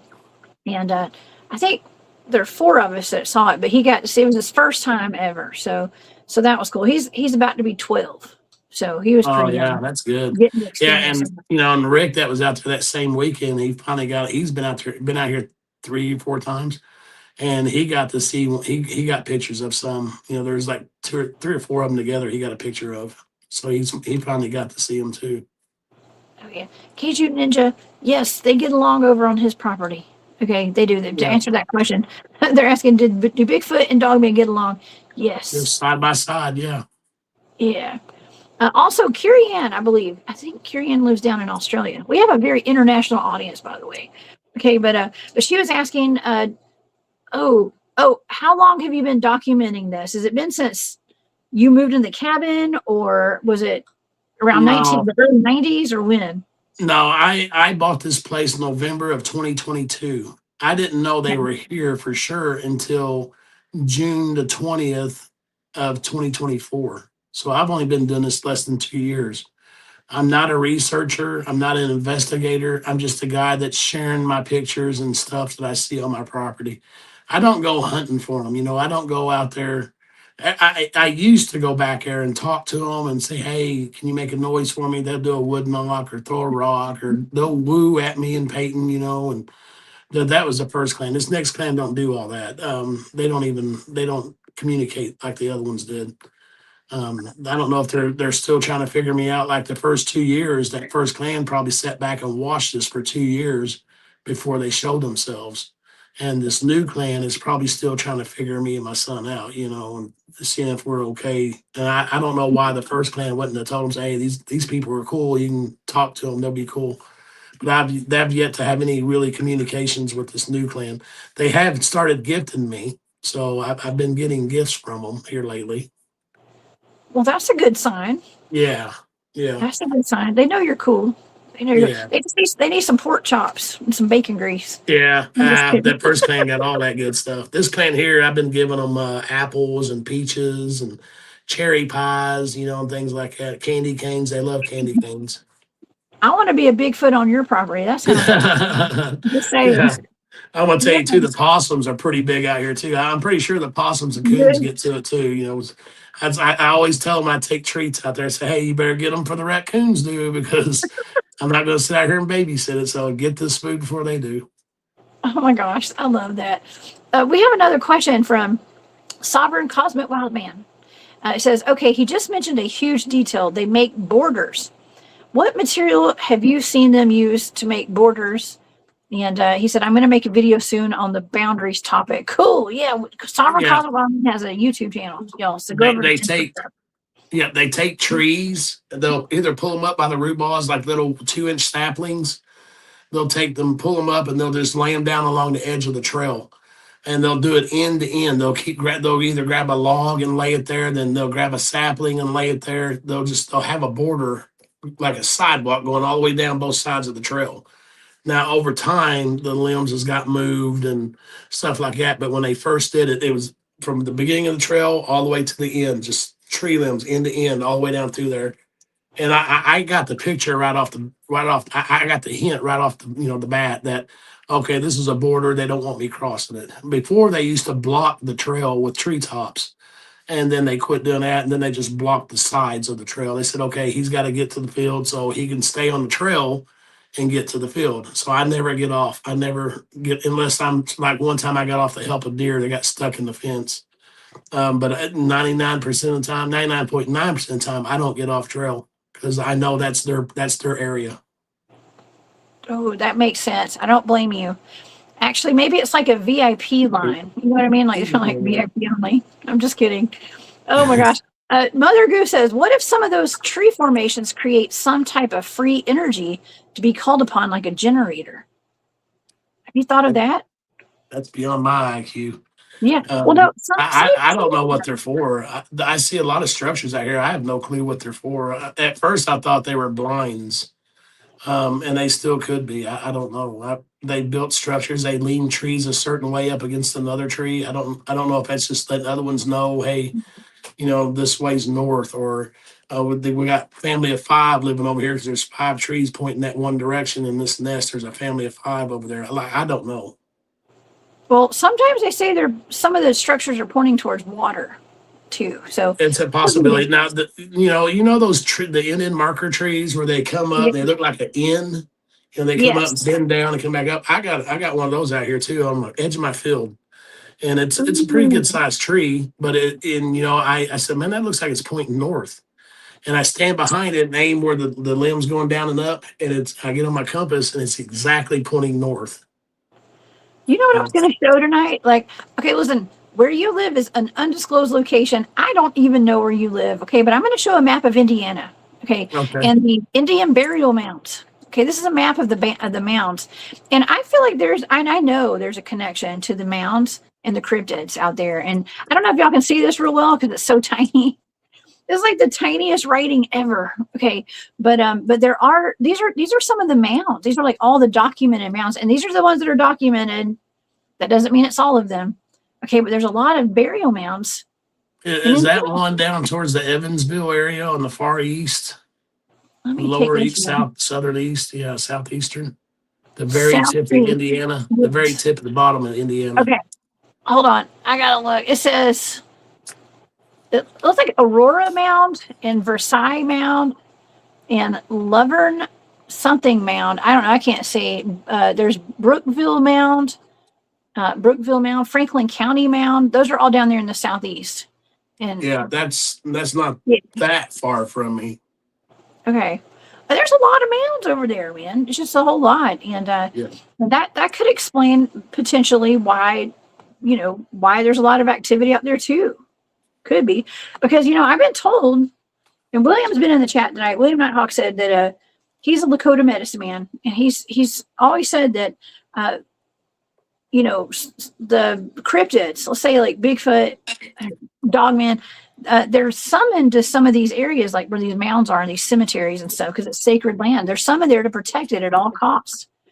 Okay, so I don't know. I mean, it sounds like you are on some pretty historical indigenous land right there, in my opinion. So in my area, maybe I don't know if it's. I think like the nests weren't here the first 2 years. I seen some structures, but I never seen any nest. Like my creek, I could walk from one end of that creek all the way. I could walk for a long ways as the stair steps down, goes down to the valley there.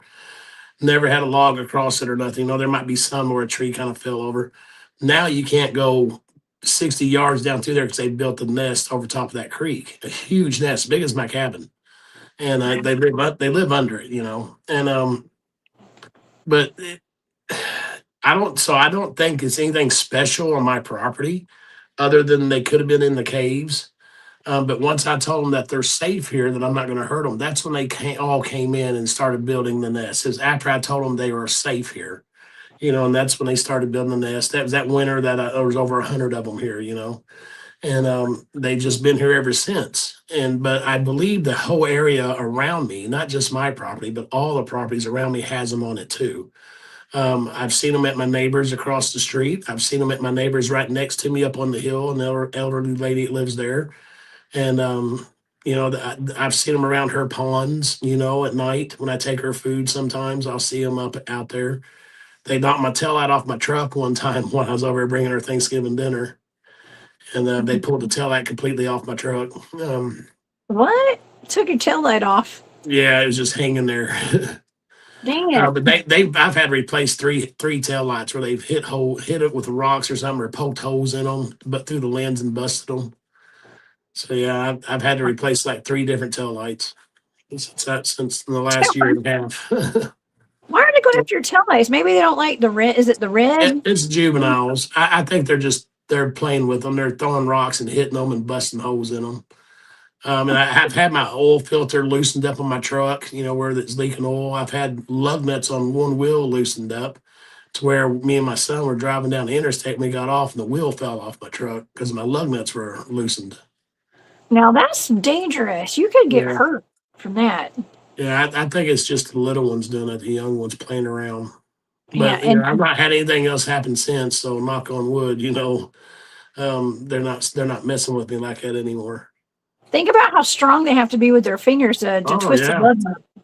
Yeah, well, I had the first guy come out and looked at it and said, "Who'd you make mad at you to loosen up your lug nuts?" I said, "I didn't make anybody mad as far as I know."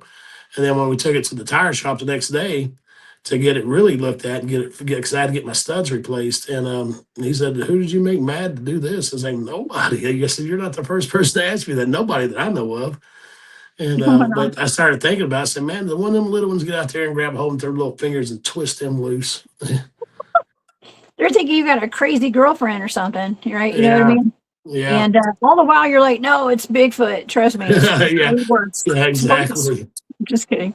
Actually, that wouldn't be worse. I'd rather have Bigfoot than a crazy ex. Okay, just saying. Yeah, me too. But man, that is wild. So I would go check my lug nuts every time I got in the truck. Oh yeah. If I feel a vibration like I did at one time, I will pull over right away and check them. But so far they've not messed with anything. I think it was just some little ones. They used to mess with my house quite a bit. Like they would jump off the roof and hit the back deck back here. They've done it so many times that my deck is separated from the house now, about probably 3 inches. So I told them, say, "Hey, you guys got to quit doing this because you're separating my deck from my house, and that's gonna fall." So now I got to go out there with 4x4s and brace it up, and get some lag bolts and draw it back into the house again. But yeah, they can be destructive. They broke a lot of things. They unscrewed my security lights out back on my back deck.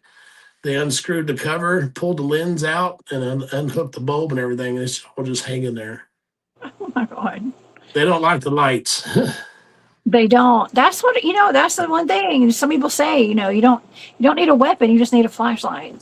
Well, when we bought this place was there's a woman that lived here. She was an elderly woman, almost 80 years old. Her boyfriend they lived here together, her and her boyfriend, for years, and he passed away in a car accident. So it just been her living out here for years. And she actually passed away in this house. I didn't find out till after I bought it. They found her 3 days later. But she had lights installed all the way around this house, even underneath, shining out. And it shines out like, 50, 60 feet all the way around the house, bright.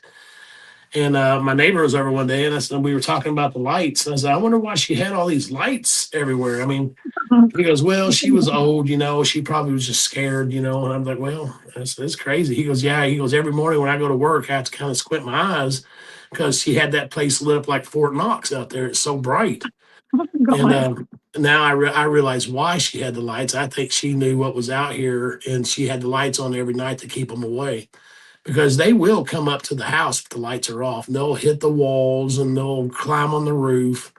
They walk around on the roof all the time, and they that's just the young ones doing that, playing around. It's like a jungle gym for them.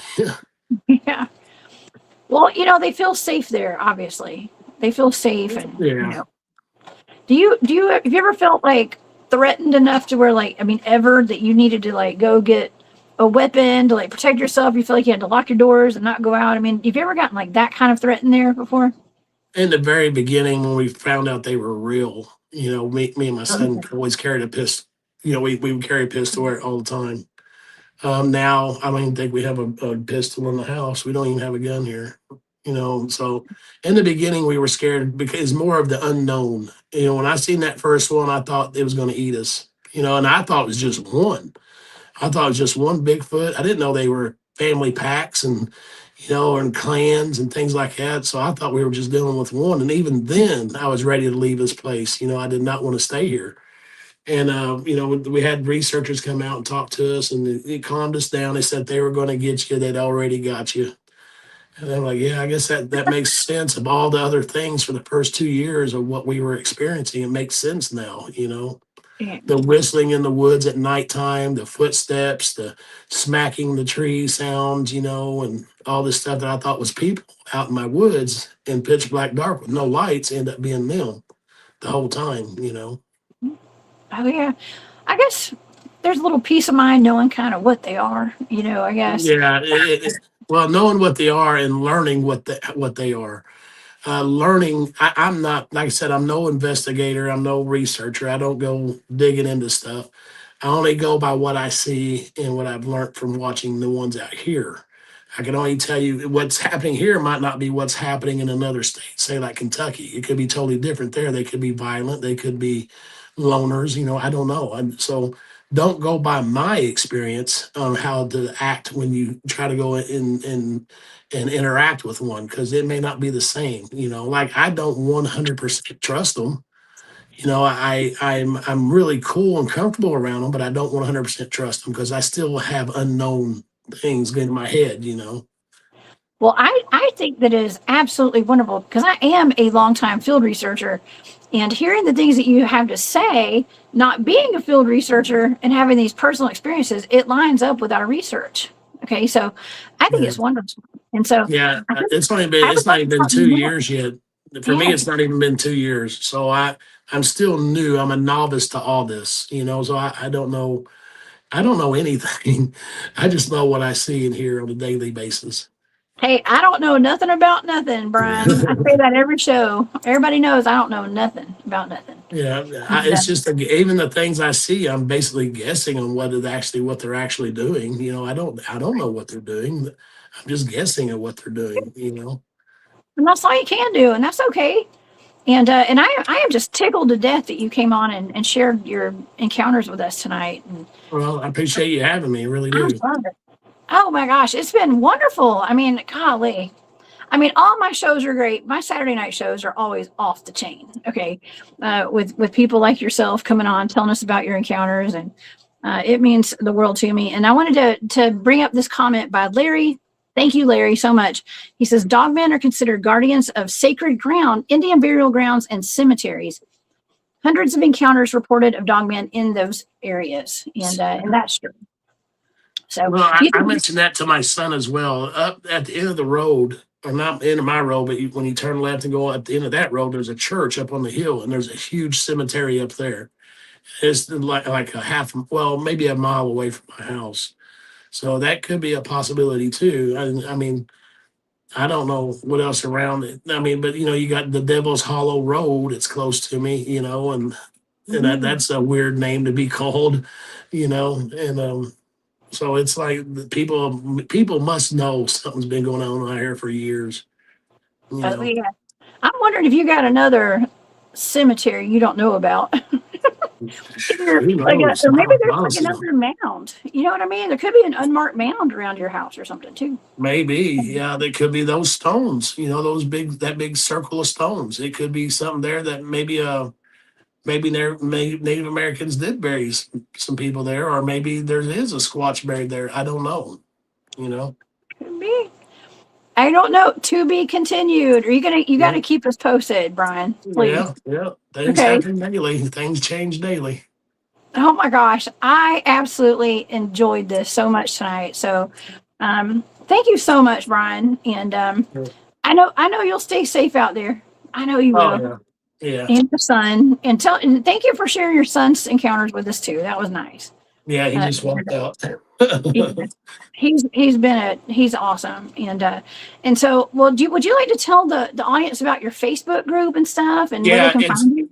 yeah, on Facebook, I got a group. It's called Bao Bigfoot, BAO Bigfoot. That's just my initials, BAO. And it's open to the public. You can get on there and look at my pictures. I don't post everything on there, but I've got some good pictures.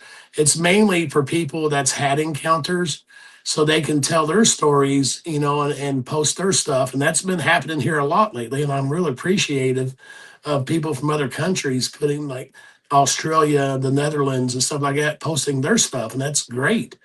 That's what it's for. It's for a community to get on there and talk. I've had people that are afraid to talk to anybody, and then they see my email and they email me, can I talk to you please? And they've only talked to one other person, and we talked for 5 hours on the phone, and it just helped them so much. That's why I do this. I do it to look, if I know you're going to get ridiculed, I do too, and I don't care. It's to help the people that are too scared to talk about it, and they're carrying this burden through their whole life. Some people get PTSD from it, and if I can help in any way by talking to them, and tell them that they're going to be okay and things like that, or give them whatever advice that I've learned, from my experiences, that's what I'm there for. So hopefully, people can get on my group and share their experiences or just get in and see the pictures and read other people's stories. That's what it's for. Just all I ask is be kind and courteous. Don't ridicule anybody. Don't make fun of anybody because you'll be booted right off the bat. Mhm. Is this your backyard we're looking at? That's the side of my house. That's my yard. That's where I have two creeks there. I call that little strip of land there the island because it's in between two creeks. And that's my fire pit. And if you see the tree as it pans past you'll see that tree right there where the chairs are leaned up against it. Uh-huh. That's where that one little female walked out from behind it and leaned up against it and listened to me play music while I was sitting there by the fire pit. Oh my God, that is gorgeous. That is so pretty. Yeah. I see Maybe some Bigfoots over that's there. why they're there, because it's a pretty little Yeah. piece of property. I'm in the woods. My cabin's in the woods. So Oh my gosh, that is absolutely beautiful, man. See, now the audience can see why look. That's why the Bigfoots are out there, y'all. Look how pretty that is. yeah, that's the part of the house that's 10 foot off the ground. Oh my gosh, I love that. Well, this is the group, y'all. Go over to BAO Bigfoot and request to join and become a part of Brian's group over there and share your stories with Brian. And I love it. I love it. Yeah, I think I it's great. appreciate it. Yeah. Well, Brian, do you have, first of all, again, thank you so much for sharing all this with us. I mean, that was definitely the biggest amount of pictures of like evidence that I've ever shown on my channel before. And it was absolutely fantastic.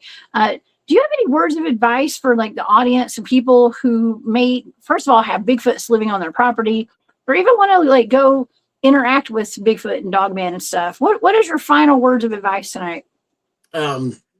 Well, I would say just talk to them like you're talking to a human. They may not speak your language with their own mouths, but they understand your intent. They understand what you're saying.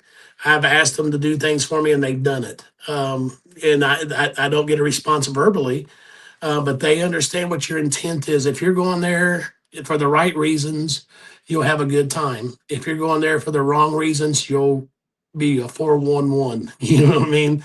Yeah. So just be respectful. When you're in the woods, you're in their home. Okay, they were there before you were. Like on my property, my yard, I consider mine. The woods is theirs. Even though I own it and I pay taxes on it, that's their home. So when I go trekking through there, I talk to them and I always tell them what I'm doing. Hey, I'm just going back to check how high the field is, see if I got to mow it. Now that's all I'm doing back here. Or, hey, I'm bringing you some apples to put out on the stump. You talk to them just like you would a neighbor, because that's what they are. If they're on your property, they're neighbors.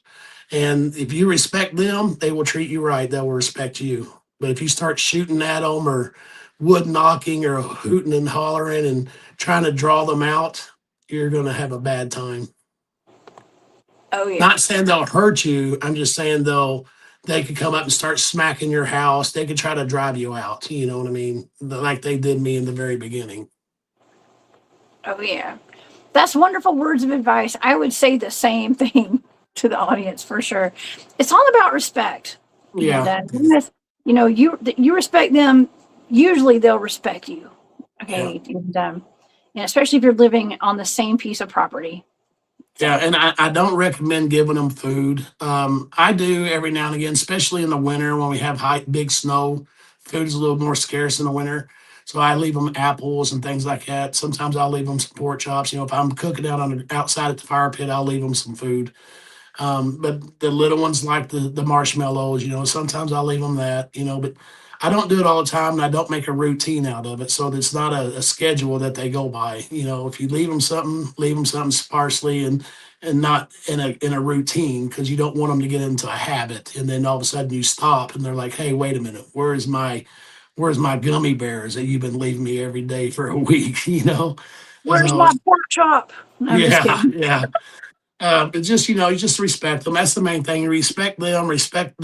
They're a part of the woods. They're a part of the forest, and you treat the forest right. Don't go out there just be cutting trees and ripping limbs off, and because you're tearing up their wallpaper, you know what I mean, or their house. You know what I mean. Just respect them and respect the woods, and you'll have a good time. Oh my God, you're like Rick James with his dirty boots on the white couch. Yeah, that's pretty funny. Right, I know. I just the thought that came in my head. So. Yeah, you'd be crawling out on the floor if you show them a bad time. Oh my gosh, I know, right? Oh, that is so funny. Larry, you're right. Larry, I saw your comment earlier tonight. He said, I told you guys he was going to blow your mind. Photo evidence is the hook. Thanks, brother, for sharing. Oh, thanks, Larry. Larry's on there. He's a pretty good guy. I really enjoyed the show last night with him and Daniel. Oh, yeah. Me too. Me too. I saw that. It was a wonderful show. And I need to get them on my channel, too. Y'all need to come over and be my guest sometime, okay, as well. And, I was on Woodwalkers as well. So when you mentioned the house's name, I know him, too. Oh, Greg. Oh, yeah. I just saw Greg at the LBL, actually, not so long ago. They had their Woodwalkers. What was that called?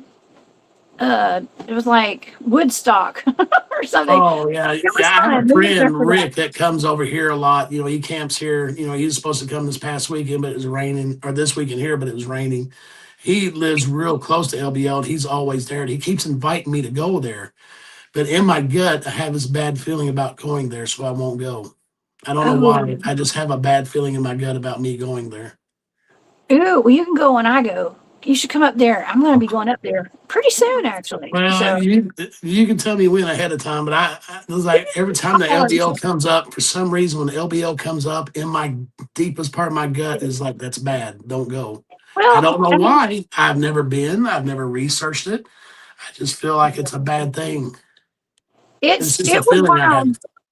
We got ambushed by something invisible that was throwing rocks at us and pushing our vehicles and stuff. And there was invisible. We couldn't see them. Yeah. See, we got ambushed for about an hour and a half. Me and war criminals in the chat tonight. Yeah. See, this is why I don't research, because I don't need that extra stuff. There's enough going on here where I'm okay with what I'm doing. I don't even go out digging around for them out here. If I just see them, I'll take a picture of them and I'll talk to them. But I don't go really searching for them. It's like I definitely don't want to go somewhere else and search for them as someone I don't even know, Like this dog man be like, I don't know you. I'm gonna take a bite from you. I know. I think what's made me gun shy is the family that supposedly got killed out there.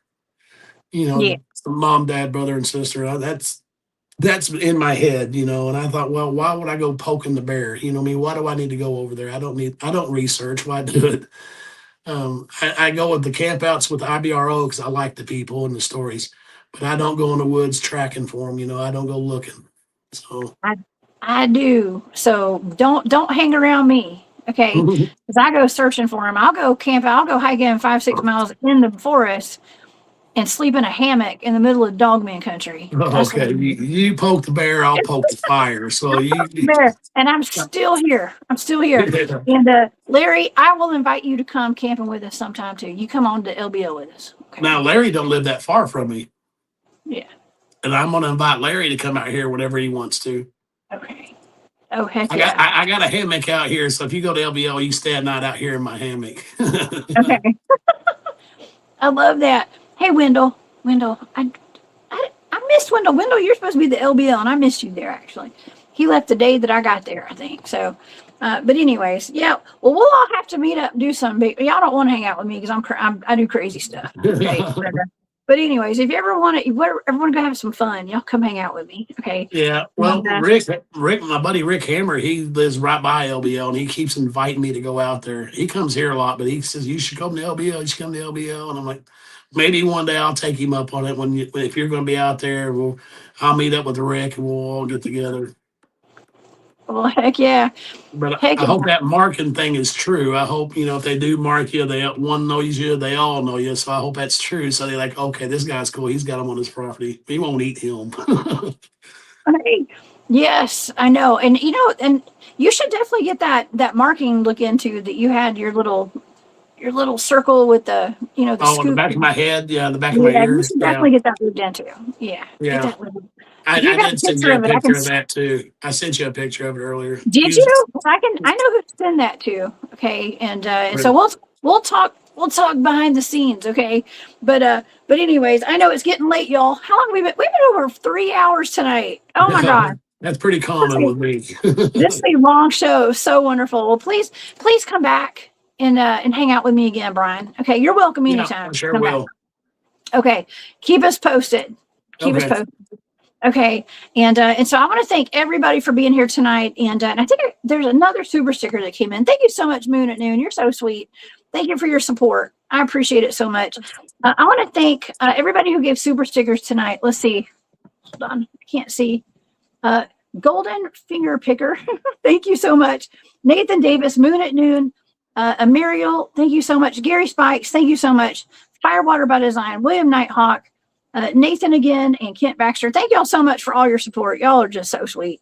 And thank you to all my moderators, especially for sticking around all night for over 3 hours. I appreciate y'all. And everybody who's in the chat who contributed to this wonderful conversation tonight. And to everybody who's watching, listening all over the world. I love y'all so much. Yeah. And again, Brian, thank you so much for being here. All right. Guys, thank you all so much. Thank you for your service to our country, military, and you guys. I know this is Memorial Day weekend, and so please be safe out there this weekend. And remember our fallen and everybody who has served.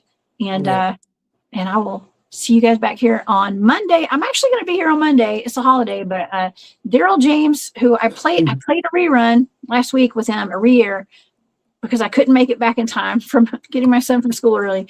But he's going to be here live on Monday. We're going to be back with another fantastic show for you guys. Super Soldier Daryl James, who was part of Solar Warden, and it's going to blow your socks off, y'all. All right. Okay. Brian, thanks again for being here. Right. Stay safe. Keep us posted. And you guys have a wonderful, wonderful night. Stay safe. Don't live in fear. Live in awareness. Enjoy your weekend. Thank you. Y'all enjoy your weekend. All right. Bye, y'all.